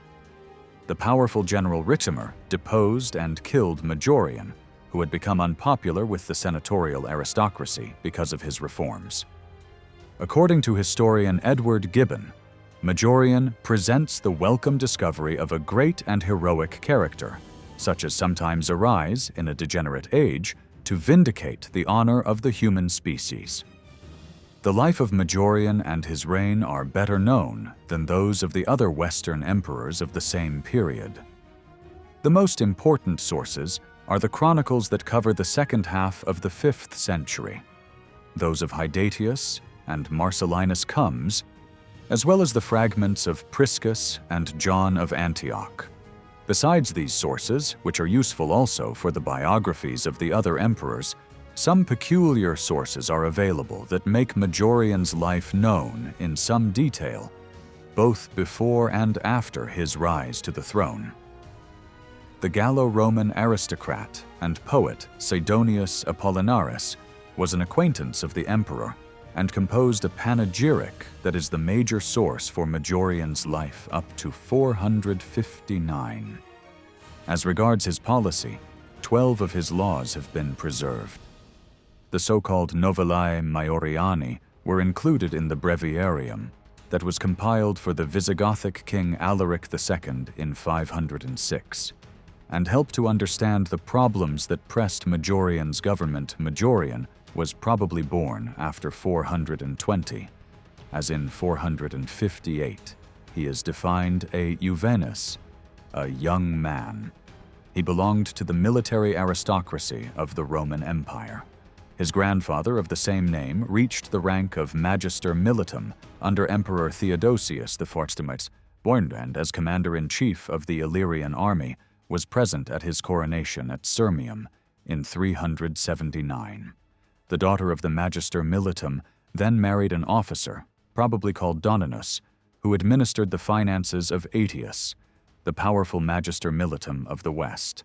The couple gave the name Maiorianus to their child in honor of his influential grandfather. It was under the same Aetius that Majorian started his military career. He followed Aetius to Gallia, where he met under Aetius' command 2 officers of barbarian origin who were to play an important role in Majorian's life: the Suevic Visigoth Ricimer and the Gaul Aegidius. Majorian distinguished himself in the defense of the city of Turinensis and in a battle against the Franks of King Clodio, near Vicus Helena. In the latter, Majorian fought at the head of his cavalry on a bridge, while Aetius controlled the roads leading to the battlefield. There was a narrow passage at the junction of 2 ways, and a road crossed both the village of Helena and the river. Was posted at the crossroads while Majorian warred as a mounted man close to the bridge itself. Around 450, the Western Roman Emperor Valentinian III considered the possibility of marrying his daughter Placidia to Majorian. Valentinian had 2 daughters and no sons, and therefore no heir to the throne. Having Majorian as son-in-law would have strengthened Valentinian in the face of other powerful generals and would have solved the problem of the succession. Furthermore, as emperor, Majorian could have led the army himself, freed from the dangerous bond with a powerful general, such as Valentinian had been obliged to contract with Aetius. The intention of this plan was to avoid the possibility that barbarian generals like Honorius or Attila should succeed to Aetius, but clashed with the plans of Aetius himself. The Roman general, in fact, planned to marry his own son Gaudentius to Placidia. He therefore opposed Valentinian's plan and put an end to Majorian's military career, expelling him from his staff and sending him to his country estate. According to the poet Sidonius Apollinaris, the cause of the fall of Majorian was the jealousy of Aetius's wife, who feared that Majorian could overshadow Aetius's prestige. It was only in 454 that Majorian was able to return to public life. In that year, Valentinian III killed Aetius with his own hands, but fearing that Aetius's troops might revolt, called Majorian back to office to quell them. In the following year, Valentinian III was killed by 2 former officers of Aetius's staff. There was then a fight for the succession, as no heir existed. Majorian played the role of the candidate for the throne of Licinia Eudoxia, Valentinian's widow, and of Ricimer, who reserved for himself a role similar to Aetius. In the end, the new emperor was Petronius Maximus, a senator involved in Valentinian's murder, who outmaneuvered the other candidates. To strengthen his position, he obliged Licinia to marry him, and promoted Majorian to the rank of Comes Domesticorum. Petronius ruled only for a few weeks, as he was killed during the Vandal sack of Rome. He was succeeded not by Majorian, but by the Gallic Roman noble Avitus, who had the support of the Visigoths. Both Majorian, Comes Domesticorum, and Ricimer, Comes, initially supported Avitus, but when the emperor lost the loyalty of the Italian aristocracy, the 2 generals revolted against him. First Majorian and Ricimer killed Remistus, the magister militum entrusted by Avitus with the defense of the capital, Ravenna. Then Ricimer defeated Avitus's troops near Placentia, taking the emperor himself prisoner and obliging him to abdicate. Finally, Majorian caused Avitus' death, possibly starving him, in early 457. Avitus was dead, and the Western throne without a pretender. It was thus for the Eastern Roman emperor to choose the successor. But Marcian could do nothing, as he died on January 27, 457. His successor on the Eastern throne was the general Leo I, who did not, however, select a colleague for the West, possibly because he intended to reign alone. On the other hand, Leo rewarded both Majorian and Ricimer.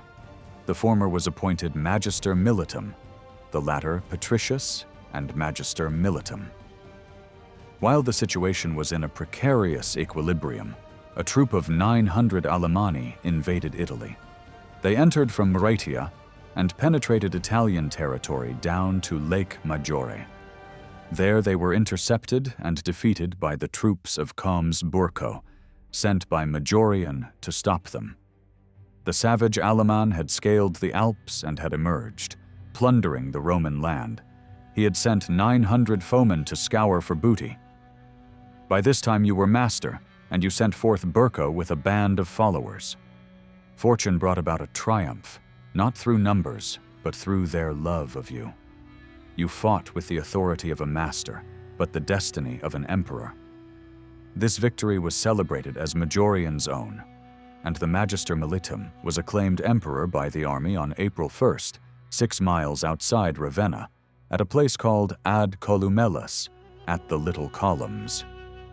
There were actually 2 Magistri Militum to choose between, Majorian and Ricimer, but the barbarian origin of the latter barred him from the throne.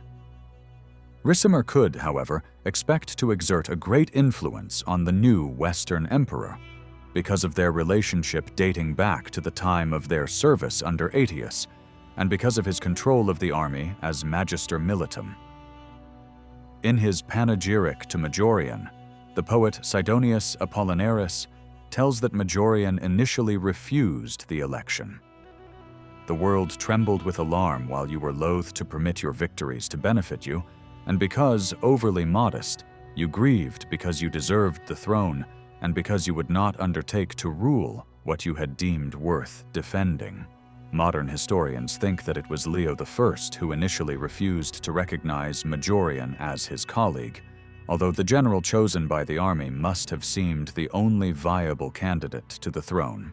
The Eastern court was not displeased with the deposition of Avitus, an emperor chosen by the Visigoths, whereas the only other candidate, Olybrius, had a politically difficult relationship with the Vandal king Genseric and no influence on the army.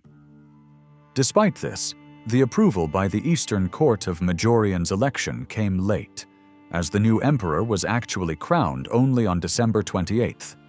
Leo I and Majorian jointly assumed the consulate for the year 458. It was customary that a new emperor took this magistracy on the first year started as emperor. The first problems Majorian had to handle were the consolidation of his rule over Italy and the recovery of Gaul, since this province had rebelled after the deposition of the Gaulo-Roman emperor Avitus. The recovery of the lost provinces of Hispania and Africa was a project that Majorian had to leave for later. In summer 458, a group of Vandals, led by the brother-in-law of Genseric, landed in Campania, at the mouth of the Liri, or the Garigliano River, and started devastating and sacking the region. Majorian personally led the Roman army to a victory over the invaders near Sinuessa and followed the defeated Vandals, loaded with their booty, as far as their own ships, killing many of them, including their commander. After this event, Majorian understood that he had to take the initiative if he wanted to defend the hearth of his empire, the only territory he actually controlled. So he decided to strengthen its defenses. First, he issued a law, the Novella Maioriani 8, known as De Reddito Iure Armorum, concerning the personal right to bear arms. In 440, Valentinian III had already promulgated a law with the same name, Novella Valentiniani 9, after another attack of the Vandals. It is probably to this time that another law is to be dated, the Novella Maioriani 12, known as De Aurigis et Seditiosis, to quell the disorders that sprang up during the chariot races. Both these laws are now lost.